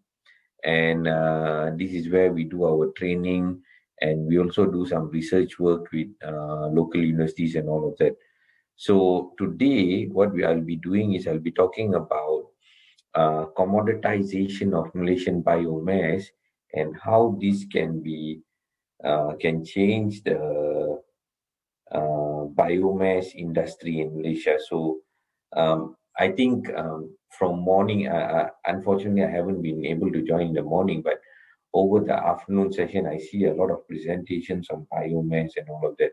So this presentation will look at the biomass industry, especially the palm biomass industry, its potential, and how this potential can be harnessed, and what are the problems and how to move forward with that. Okay, so now if we look at palm biomass in Malaysia, it's a huge potential.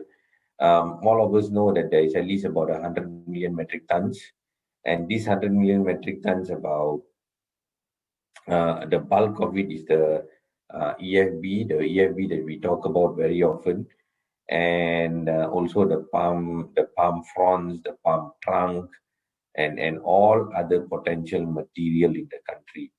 Now, I think as far back as 2012 and 2015, there were many national roadmaps and national strategies which was put forward to show that These biomass can be turned into high-value green chemicals, green sugars, industrial products, and all of that. But until today, if you look at the country, or if you look at anywhere within the region, Malaysia and Indonesia, none of this material have come into reality. So there is a lot of research being done, a lot of work being done at converting all this material. But what we need to understand is what is the value and how can this value be turned into commercial value. So very often, let me give an industrial point of view.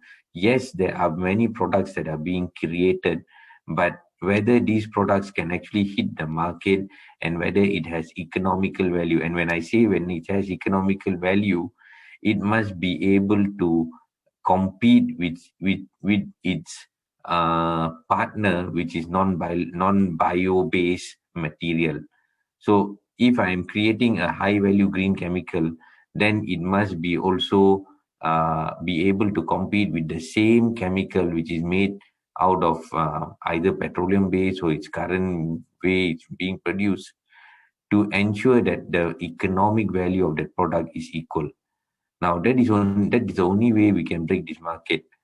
And that is why a lot of this material have not been able to hit the market. Now, moving on, I'll just like to give some potential, and these are all based on values from our national roadmaps and all of that. So only 10% of the whole palm oil tree is actually utilized for oil, whereas 90% of the palm oil tree is all waste. GNI contribution over from 2020 by 2020 is supposed to have been 30 billion, but none of it has ever materialized. Of course, the GNI value will go up per hectare and all of that, but the biomass needs to come out of the palm oil mill in the first place. And the next thing is creating more economic value. Yes, there is a lot of economic value. There's a lot of job opportunities. But what is the problem? What's the problem? The problem is, despite the 500 over 450 mills that we have, the social well-being of the people who live in these mills are still at very, very, very, very low value. Number two, most of this material is hoarded in the mill and not used properly. Yes, it is used to generate heat and generate the steam that is needed in the mills, but these generations happen at very, very low thermal efficiencies, which is anywhere between as low as 5%, and it can even go up to about 20% maximum. Whereas if you look at combined cycle heat generation, they look at 45% and above. So, and these material very often are byproducts that are left either in the mill or put back into the plantation for mulching, for in the name of so-called avoiding chemical fertilizers and giving more natural fertilizers and all of that. So the issue here is there is a lot of potential for this biomass, but these biomass are stuck in the palm oil mills, and it can only come out if people pay anywhere between 100 to 150 ringgit, including transportation, to be delivered to the market. So how do we unlock this material before we even can look at what are the products that it can be converted into? So one possible thing that we are looking at is how there is a need to develop a program that can accreditate and rank each and every mill in Malaysia to become environmentally complying mill.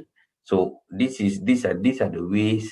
If you look at the Environmental Performance Index, EPI, which is created by Yale University. So this is one way that we can use to to evaluate and to say that each mill is performing at this level, or at what level. You can have a bronze level, you can have a silver level, you can have a gold level, or you can do the normal Fortune 500. So whenever we talk about the Fortune 500 global companies, everyone wants to do business with these Fortune 500 companies.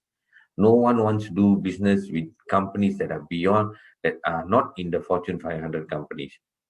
So if we can rank our mills according to these Fortune 500 ratings, or if we can even use MSPO, RSPO to use them and rank each and every mill, the mill will then be saying, okay, these are the top 100 mills in the country which is actually performing and to environmental standards, to economic standards and all of that, and that will then allow these mills to then better manage the resources within the mill.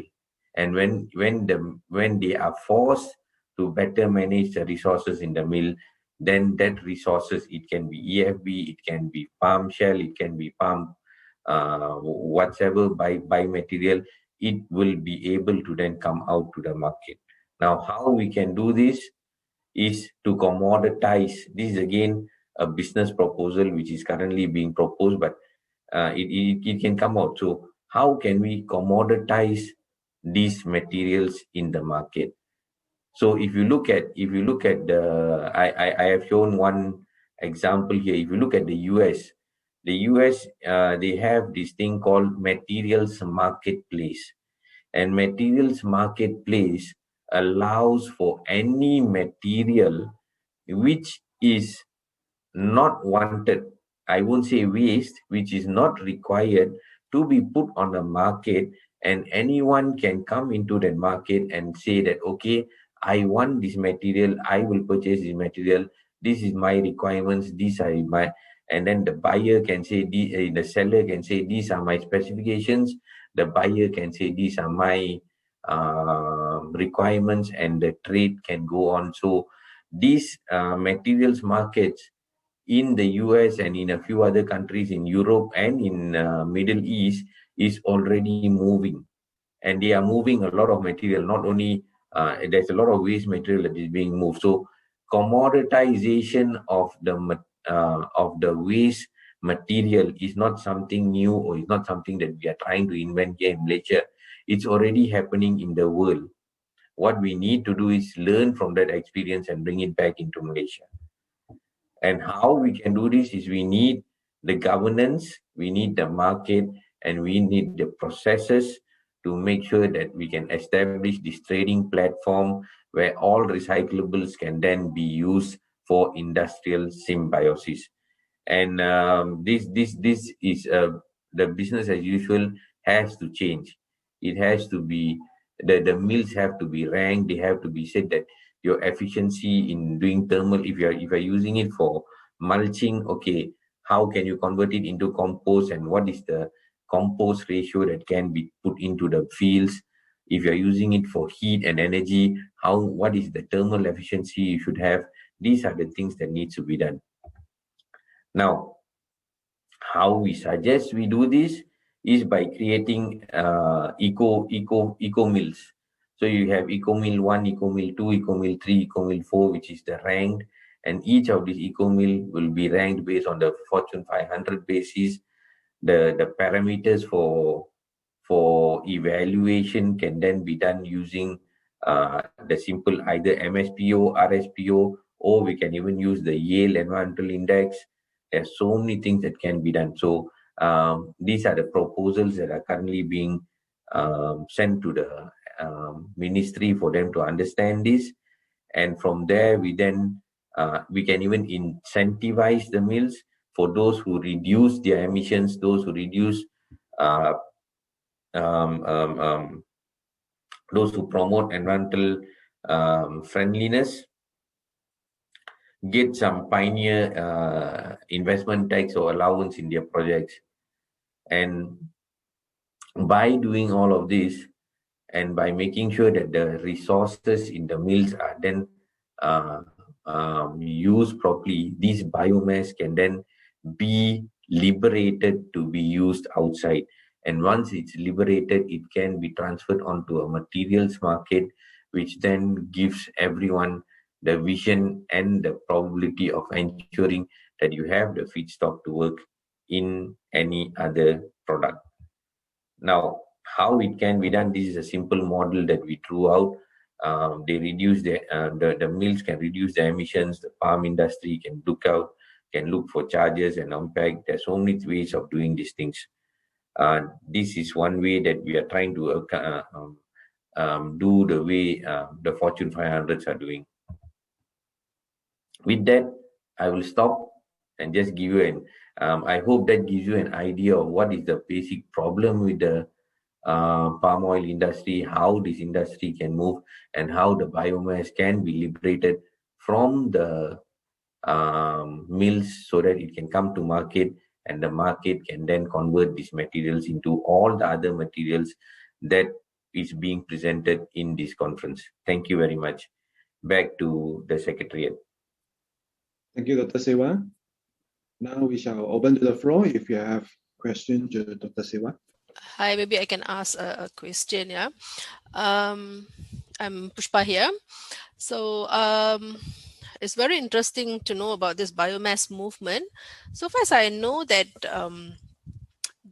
people are doing work with this biomass, producing, the value-added products and so on.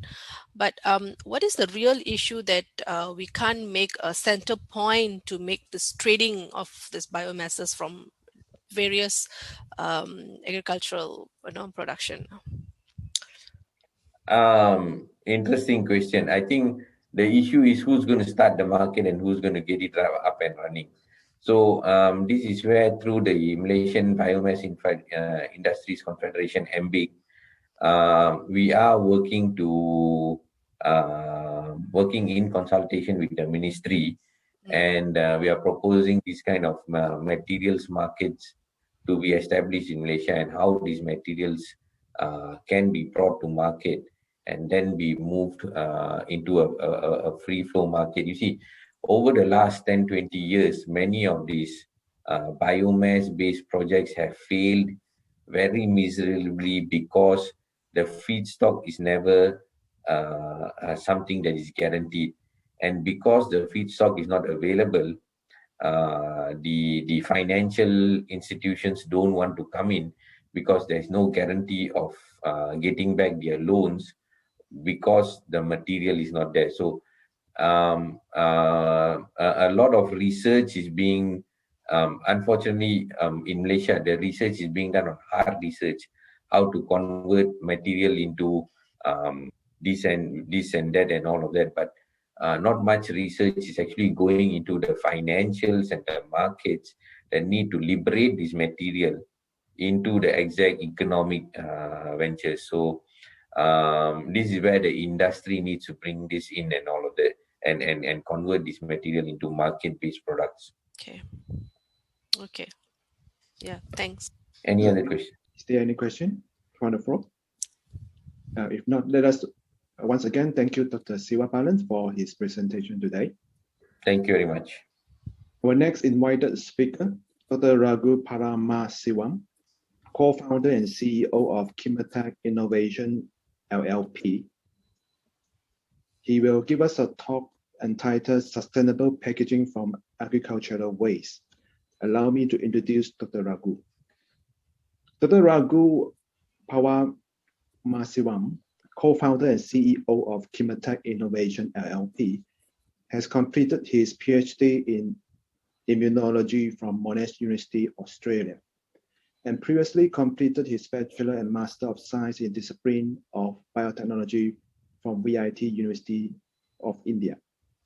Dr. Raghu received multiple national and international fellowships and awards, including Japan's Just So Fellowship, Monash University Higher Research Degree Fellowship, Malaysian Young Scientist Award, Indian National Bio-Entrepreneurship Competition, and many more others. Without further ado, let us welcome Dr. Raghu for his presentation today. Dr. Raghu. Hi, good afternoon. This is Dr. Rahul. I myself co-founder and CEO of Chemotech Innovations India. So I'll be presenting on topic sustainable packaging from agro waste. First of all, I would like to thank MIPO and Monash University for this opportunity. Thank you so much. So this will be our presentation flow. We'll be talking about the importance of packaging and the market of packaging industry, as well as the importance of agro waste, as well as the need for sustainable packaging and the circular economy. So when you talk about packaging, the packaging needs the packaging refers to something that covers or wraps a good material. It needs to identify the product. It needs to deliver the product safely, and it has to be attractive, and it has to be convenient, and it should be economical, most importantly. So then the need comes here. It needs to protect the goods from damage, spoilage, and retain the quality as well as protection, and also ensure the convenience and reduce evaporation in case of liquid materials. So if you see the global market, the packaging contribute about global plastic market, the packaging contribute the most, which means if you want to reduce plastic, the target you should be doing it at the packaging level. And if you see the packaging material types, the flexible packaging, which is usually the covering material or something that goes on a food packaging or carry-on packages, those forms the highest number of packaging materials, types of packaging. So in a sector-wise breakup in India's packaging industry, 48% goes into food packaging, followed by personal packaging, personal care packaging, and followed by pharma packaging. So India contributes about almost like 16.5 million per annum in the packaging industry. There's about 40% of being developed in India. The global packaging industry, 40% is contributed by India. So the alternative we can go towards agro waste. So there are about different types of agro waste, which includes crop waste, animal waste, processing waste, and hazardous waste. At Chimatech, in my company, we are mostly focusing on animal waste and crop waste. So the problem with agro waste is most of the agro waste ends up being burned in countries like India, where there's very little processing or anything to be done with the agro waste. So what we do mostly end up with burning, which increases the carbon footprint in countries like India, and it ends up being air pollution. This scenario happens very very often in Delhi. This is due to Punjab and Haryana, where it contributes, where the most of the wheat and rice being farmed, where the burning will cause about 35 tons of millions tons of crops being burned every year, which leads to air pollution in Delhi. So alternatively, what we can do is we can use this agricultural waste and convert it into a packaging material or some kind of food packaging. So the most of the agricultural waste that is being used in India are from sugarcane bagasse, paddy, wheat straw, and jute fibers, followed by coconut husk, cotton stalk, and groundnut shell. So if it comes to paddy waste, there's for every 1 ton of paddy, rice paddy, you get about 290 kgs of rice tar and 220 kgs of rice husk, which mainly consist of lignocellulose and silica. Same with wheat, which followed about 2.8 tons of straw per acre of dry mass, which are mostly concentrated with alpha cellulose, about 47%. In case of sugarcane, it is mostly alpha cellulose and pentosanes. Whereas in maize, it is about holocellulose, which contribute about 77%. For every 1 acre, you get about 500 kgs of dry corn husk. So the other sources of agro waste include coconut shells, barley bran, barley straw, and sorghum, followed by cotton seed. These will be the compositions of each of the agro waste that's being used in India. So if you see the processing that's being done for every other agro waste, this will be the procedure that's being done with saccharification by enzyme to convert into liquid glucose, followed by a fermentation, which converts into PHA or lactic acid or succinic acid or 1,3-propanediol, which is followed by polymerization to convert into a biodegradable plastic, which is again converted into a packaging material that includes bags, cups, and everything. So these are the other types of agro waste conversion. So once you convert the agro waste or into a packaging material, there are a couple of characterizations need to be done. That includes mechanical, thermal, sound absorption, flame study, followed by water absorption and microstructure characterization. These are some of the properties of each of the materials that each of the biopolymers, followed by biodegradable, thermal and mechanical properties, and waterable permeability properties. So when you look into the water vapor transmission rate or water barrier properties and elongation percentage, you can see PLLA and PHV being mostly the biodegradable polymers are quite low, and they are very high in water vapor permeability. This can be overcome by adding permitted food additives. Most of the food additives that's being used across Europe or US and Australia includes acetic acid, and a couple of them are listed out here. These are permitted additives that's being used widely to enhance the properties of elongation, reducing the water retention, and as well as oxygen barrier. So these are some of the images of PHA developed from peanuts. This shows the biodegradation over 80 days. Similar one from cellulose wrap. This will be the comparison of the biodegradability of cellulose in cellulose biocompostable plastic, followed by rice straw plastic and PET. You can see PET holds place till 103rd day, whereas you can see the degradation of other cellulose and straw bioplastic degraded over time. Some of the startups like ourselves has been working on developing sustainable packaging. One of it is EcoWare. They develop from wheat and sugarcane waste. They are 100% biodegradable and they are microwave safe. The other company that's very much into this business is Biolutions from Bangalore, India. They work on mulberry stems and leaves from Europe, Germany. So they process it in Bangalore. They develop again eco-friendly food trays and vegetable trays. So PAPCO is another company based in India who develop from residual sugarcane baggage. They've been working on developing high temperature resistant and pressure resistant tablewares and packaging materials for food. So if you compare the cost and the biodegradability and convenience of different materials, you can see baggage being cheapest in comparing the other materials. So they're quite they decompose into fertilizers into the plant biomass. They are available. They can decompose within 90 days, and they are easy to dispose. They're highly convenient.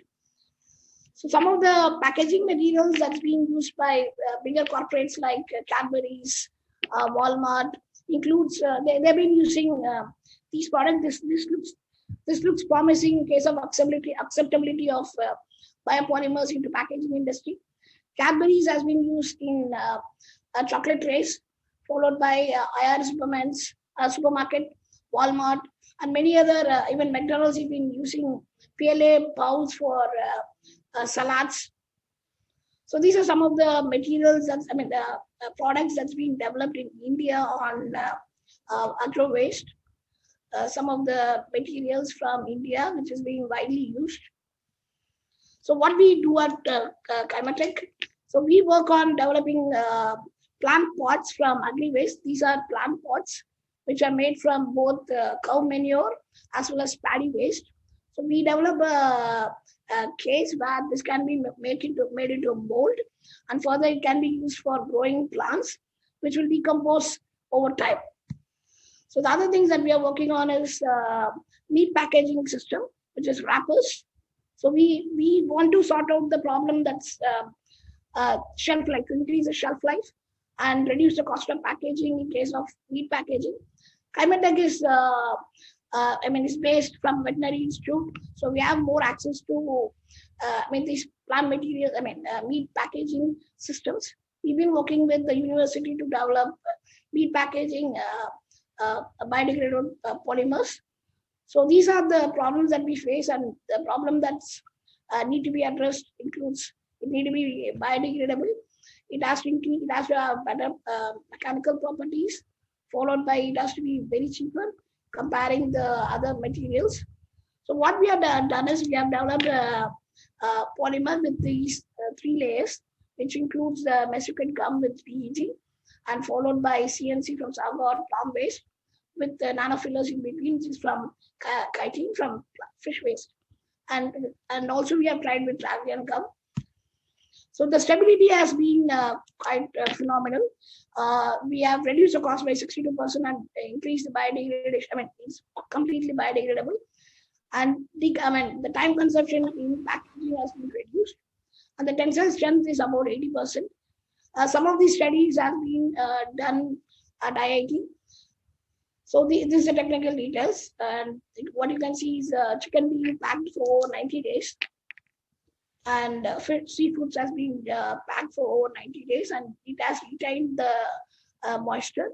So these are the water permeability test for each of the films. This is we have done for over 12 weeks. So coming back to sustainable packaging, the need for sustainable packaging has been the demand for the hour. So the green packaging makes more sense when you reuse it. There are a lot of materials that's being used in green packaging that includes starch-based or mushroom-based, even the cardboards that can be reused, which is basically a plant-based. So yeah, when you see the global market, there's about 80% CAGR increase for every year, which shows that there is a huge demand for a lot of startups like me to invest, or big players to come in to invest in the biodegradable plastics. So there is always a market for this, and this is the need of the hour. And there is need to be a phenomenal level change in people to accept the biodegradable plastics. This should be done both consumer level as well as corporate level. So this forms a circular economy where the polymers are being received from the farmers and being given back to the farmers or the consumers directly. So thank you. Okay, thank you, Dr. Raghu, for your presentation. And now I'll open to the floor if you have questions to Mr. Raghu.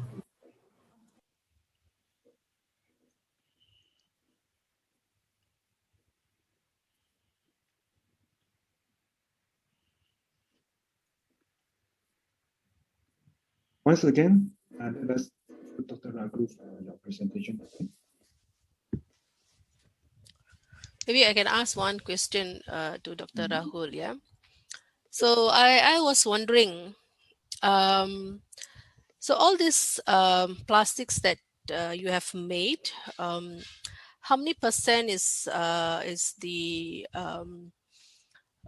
portion comes from the natural polymers? So we what I mentioned is we use these particular triangle gum, which is being directly from the triangle.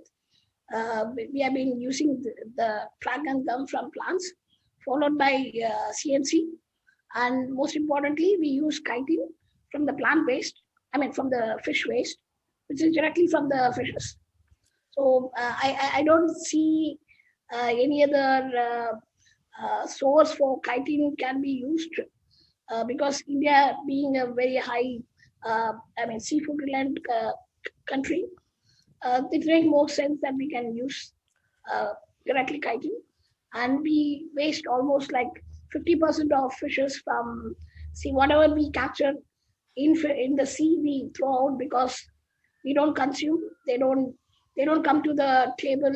So these can be used for any of these food packaging. Yeah, for that formulations, usually how many percent of the portion is a natural polymer? It can be cellulose or from chitin or whatsoever, but definitely there are incorporation of some synthetic biodegradable polymers there. So how big is that portion of the natural polymers in that formulation? It will contribute up to like 30 to 40%. 30 to 40%. Yes. Yeah. Okay.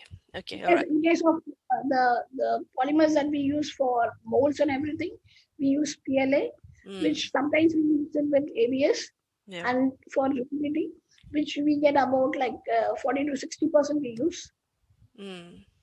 Yep. The ABS with PLA, that's we use for molds and everything, which is which contribute at least like 40 to 60%. So this could be reusable, or is it a single use? If you're talking about the meat packaging, they are not reusable.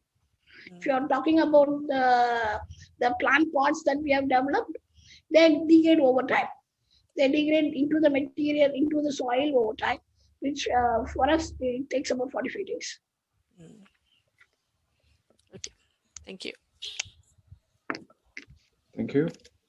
We shall move on to the next speaker. Our next invited speaker, Professor Technologist Hidayah Arifin from Faculty of Biotechnology and Biomolecular Science, UPM. She's going to present nanocellulose from oil palm biomass as an effective nucleating agent to improve the nuclearization behavior of bioplastic. Allow me to introduce Professor Hidayah Arifin. Currently a professor at the Faculty of Biotechnology and Biomolecular Science, and she is also a deputy director at the Institute of Tropical Forestry and Forest Products, UPM. Her research interests include biopolymers, biomass valorization, and utilization of lignocellulosic materials. At present, her research focuses on the production and application of nanocellulose material. And to date, she has published more than 90 high-impact journal articles and various book chapters, including book and conference paper. Without further ado, let us welcome Professor Hidayah Arifin. Professor Hidayah. Thank you very much, Mr. Chairman. I also would like to thank the organizer for inviting me to this symposium, to this conference. So, Assalamualaikum and good afternoon, I bid to all participants. So basically, you have heard about waste management from Prof. Sumiani just now. Dr. Siva mentioned about biomass potential, and also Dr. Rahul mentioned about packaging, bio-based packaging. So what I'm going to present this afternoon is basically consisting all of those topics, focusing on the utilization of nanocellulose as effective nucleating agent to improve the crystallization behavior of bioplastics. Well, basically in UPM, we have been producing nanocellulose from oil palm biomass, particularly from oil palm anti-fruit bunch for quite several years. So basically we have successfully shown that the nanocellulose, particularly cellulose nanofibril, can be produced from oil palm anti-fruit bunch with good characteristics, similar with those from wood material. And also, we have also successfully shown the potential of nanocellulose to be utilized in many applications. Yeah? So basically, it is a versatile material. So it can be used as a reinforcement material in plastic packaging, in plastic material, composite material, as thickening agent in food, in cosmetics. And for today, I would like to share with you our recent finding on its utilization as a nucleating agent. So basically, this is to improve the crystallization property during polymer processing. Well, the co-researcher for this project is basically my own master student, Siti Shazlin, and also Dr. Nur Azwa Ibrahim, as well as Prof. Ali Hassan from UPM. Well, when we talk about plastic waste issue, I'm sure that everyone is aware that we have this problem about 2 years back, in which a large pile of plastic waste has been found in Jenjarum, Selangor. So as a result of plastic waste import banning in China.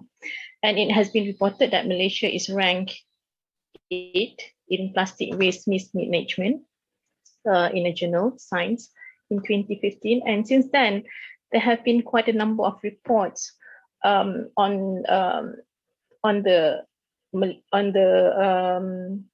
plastic waste mismanagement in the newspaper. And Malaysia has been urged to cut down on plastic packaging for cleaner seas, as you can see from this report. Well, based on that, based from those reports, Malaysia, through MOSTI, Ministry of Science, Technology and Innovation, has launched a roadmap towards zero single-use plastics, 2018-2020, and one of the content in the paper is that to use biodegradable and compostable products for food packaging, for example, plastic film, cutleries, food container, and etc. And before we proceed, there should be a clear definition on what is a bioplastic. Some people say that it is a biodegradable plastic, which is true. Some people say that it is a bio-based plastic, which is also true. So basically, bioplastic could be a combination of bio-based and biodegradable, or it could be only bio-based plastics, or it could be only biodegradable plastic, because there are biodegradable plastics which come from non-bio-based source, fossil waste, but they are biodegradable. But there is also bio-based plastics which is non-biodegradable. So in this definition, bioplastic could be both, could be bio-based plastic, could be biodegradable plastic, or could be bio-based and biodegradable. Well, for today, I'm going to focus on biodegradable and bio-based plastics, particularly PLA. So polylactic acid is a bio-based and biodegradable polymer which can be mass-produced from renewable agriculture sources that are fermented into lactic acid. So through ring opening polymerization, we can produce PLA from lactic acid. So basically, these are the general properties of the PLA. The melting temperature is about 150 to 162, depending on the content of L or D in it. Young's modulus ranging from 0.35 to 3.5, tensile strength 21 to 60, elongation at break not as high as PE or PP, so it is 2.5 to 6%. But overall, in terms of Young's modulus, in terms of tensile strength, it is a good material to be used as an alternative to the commodity plastics. But there is one issue on the utilization of PLA, is that it has slow crystallization rate. So when we talk about crystallization rate, it reflects the processing. So basically, crystallization is part of the material and component design process. So the mechanical and optical performance of plastic products will be affected by crystallization. So that's why it is important to understand the crystallization properties, as well as to know what is the crystallization rate for that particular plastic. So for instance, in this table, I'm comparing PLA, polylactic acid, with other plastics, for example, LDPE, polystyrene, polypropylene. So looking at the crystallization half time, so this is basically to represent the crystallization rate. 1 over half time can be used to represent crystallization rate. So basically, polylactic acid, the crystallization half time is 23.5 minutes. Polystyrene, LDPE 1.93 and polypropylene 1.4. So the crystallization time for PLA is 10 to 15 times larger compared to LDPE or PP. So basically, when you have a high crystallization half time, so basically it means the crystallization rate will be low. So it crystallizes very slow. So that's why it leads to longer production time. So basically, PLA requires slow cooling for achieving a higher degree of crystallinity, looking at this crystallization half-time value. And the low level of PLA crystallinity will lead to a low quality and inconsistent polymer product. And that's why in some processing, so the industry would use nucleating agent as an additive. So basically, to increase the crystallization temperature, to improve the crystallization rate, in which when you use nucleating agent, it will lead to faster nucleation, which is a step in crystallization. And this will eventually shorten the production cycle. Well, nucleating agents basically facilitate the crystallization process by providing a surface on which the host polymer molecules can orientate and organize themselves. So basically, you can see this picture, the non-nucleated versus nucleated, in which we can see that the addition of nucleating agents will help in improving the crystallization rate of the polymer. So basically, in this figure, the nucleating agent provides a disturbance in the polymer matrix and a surface area for the crystals to grow. So this is an example of the use of other types of nanomaterials. So in this case, it is carbon nanotubes and also lithium benzoate, showing much faster crystal formation as compared to without any nucleating agent.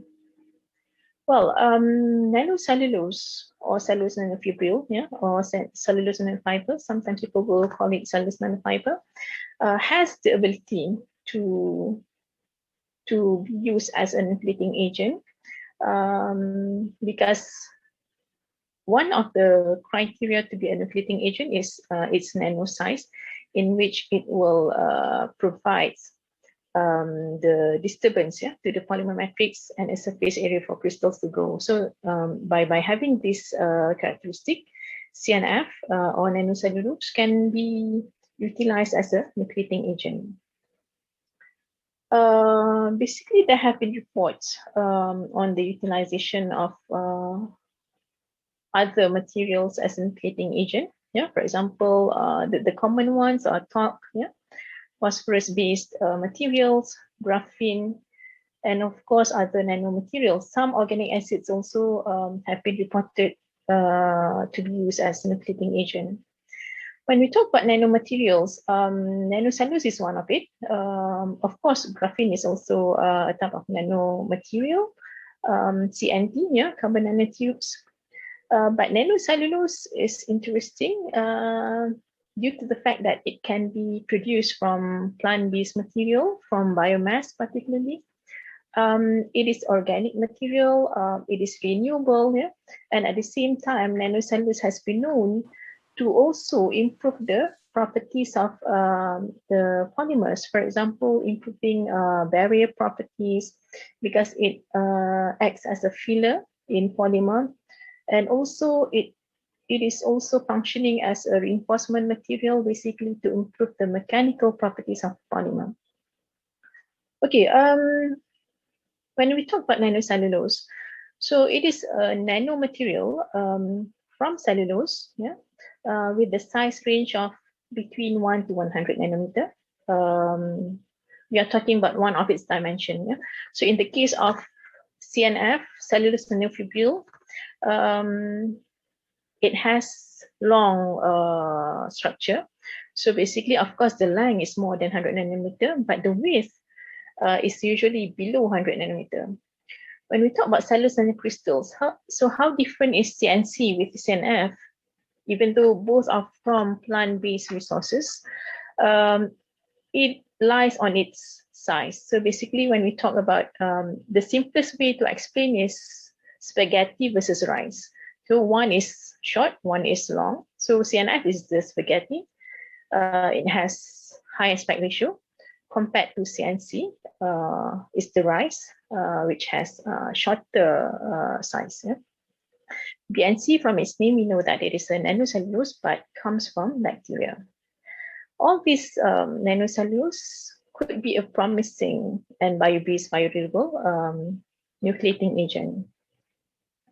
Okay, so basically nanofibrillation from oil palm biomass can be done by using milling process. So we can extract cellulose fiber from oil palm biomass and we do wet dismilling to produce cellulose nanofibril. This is produced in the form of suspension. So there is a chemistry behind that, why it is produced in the form of suspension in water. So basically in our study, what we did was to mix CNF with PLA, compounding using an internal mixer. So basically this is heat processing and compression molding before studying the crystallization kinetics of the CNF PLA based on Abrami equation. And we also did some characterization. So the details can be found in this paper, which has been recently published. Well, this is the results. It is interesting to see, okay, this is the neat PLA. This is the DSC chromatogram for non-isothermal crystallization study, in which we can see that the TC crystallization temperature eventually increased with the addition of CNF. And then we can see that for neat PLA, we can see the TCC, cold crystallization temperature, indicating incomplete crystallization during cooling, because we know that crystallization occurs from heating to cooling during cooling process. But when we did second heating cycle, there is a big TCC for neat PLA, indicating that a slow crystallization process occurred for PLA during cooling, and hence we can see the TCC during heating cycle. Based on the crystallinity percentage that we see from the DSC, it is interesting to see that when we added CNF from 1 to 6%, the crystallinity was also increased. So this is expected because we added CNF. So it is common to see the increment in crystallinity of the polymer. Okay, the interesting part is when we did the isothermal crystallization. So these temperatures, 90, 100, and 110, were chosen based on the non-isothermal kinetics. So basically, the purple color here shows the crystallization of PLA at different temperature. So we hardly see the crystallization peak even after we prolong it after 250 times. There was a peak, but it was very small. So that's why there was a TCC in heating cycle. Whereas for the ones with CNF, we can see a sharp peak, compared to the PLA at all the temperatures that we tested. So basically, we can say that CNF actually induced faster crystallization in PLA. So it actually occurs within a few minutes, and thus accelerating the crystallization speed. So in terms of kinetics, we managed to find that the optimum temperature of isothermal crystallization is at 100 degrees C, comparing with all the three temperatures, looking at the crystallization half time, T half, and also crystallization rate, 1/T half. And it is interesting to see that the CNF 3%, by adding 3% CNF, it actually increased the PLA crystallization rate by 65 times, from 0.011 per minute to 0.716 per minute when we added CNF3. And to compare with other previous studies on the utilization of inorganic nucleating agent, for example, they use talc, they use nanoclay. When we talk about T half, crystallization half time, it was 5.7 minutes, it was 2 minutes, compared to 1.4 minutes for CNF that we use. So it can be seen here that the organic material, CNF, that we use from oil palm biomass actually accelerated crystallization even faster than inorganic nucleating agent. So it is important to compare the same material, PLA 2003D. In this particular, we use PLA 2003D to study the crystallization kinetics. Okay, when we compare with neat PLA, so basically this is from the isothermal melt crystallization data at 100 degrees C. The neat PLA had crystallinity of 2.3%, whereas when we use CNF3, it actually increased tremendously to 44.2%. The crystallization half-time reduced a lot, more than 10 times basically. So basically the crystallization half-time from 92.7 minutes to 1.4 minutes. Crystallization rate from 1.011 to 0.716. So this is 65 times faster compared to without the addition of nucleating agent. So you can even see it from the crystallization peak just now, in which the crystallization peak moved to the left-hand side, showing that crystallization rate was faster for PLA-CNF compared to the neat PLA. And on top of inducing the crystallization property, the use of CNF also actually improved the tensile strength, in which the improvement was from 70.6 to 74.1, and also the Young's modulus. So that means with the use of CNF, the PLA becomes even more stiffer. So this would be good for some applications which requires high stiffness material. Well, as the conclusion, based on our study, we can see that the increment in PLA crystallization rate by 65 times when 3 weight percent CNF was added and isothermally melt crystallized at 100 degrees C, suggesting the effectiveness of CNF as a nucleating agent for PLA. It also increased crystallinity of the polymer, led to the increment in mechanical properties. And we can see here that CNF in this particular study actually has dual role, not only as nucleating agent, but it also acts as reinforcement material, because it improves the mechanical properties as well, on top of the crystallization property. So basically, from that study, we managed to find another potential for the utilization of nanocellulose from oil palm biomass. So not only as reinforcement material, as we have been reporting all this while, also as thickening agent, but in this particular study, we managed to find the utilization of nanocellulose as a nucleating agent, which can improve the crystallization properties of bioplastics, particularly because bioplastics are known to have slow crystallization rate. For example, like PLA, you have seen it actually improved 65 times. PHA also. So now we are actually studying PHA and PPS and how this nanocellulose can actually improve the crystallization properties of those polymers. So with that, I end my presentation today. Thank you very much. Thank you, Professor Hidayah Arifin. Now I shall open to the floor. Question to Professor Hidayah, if you have any.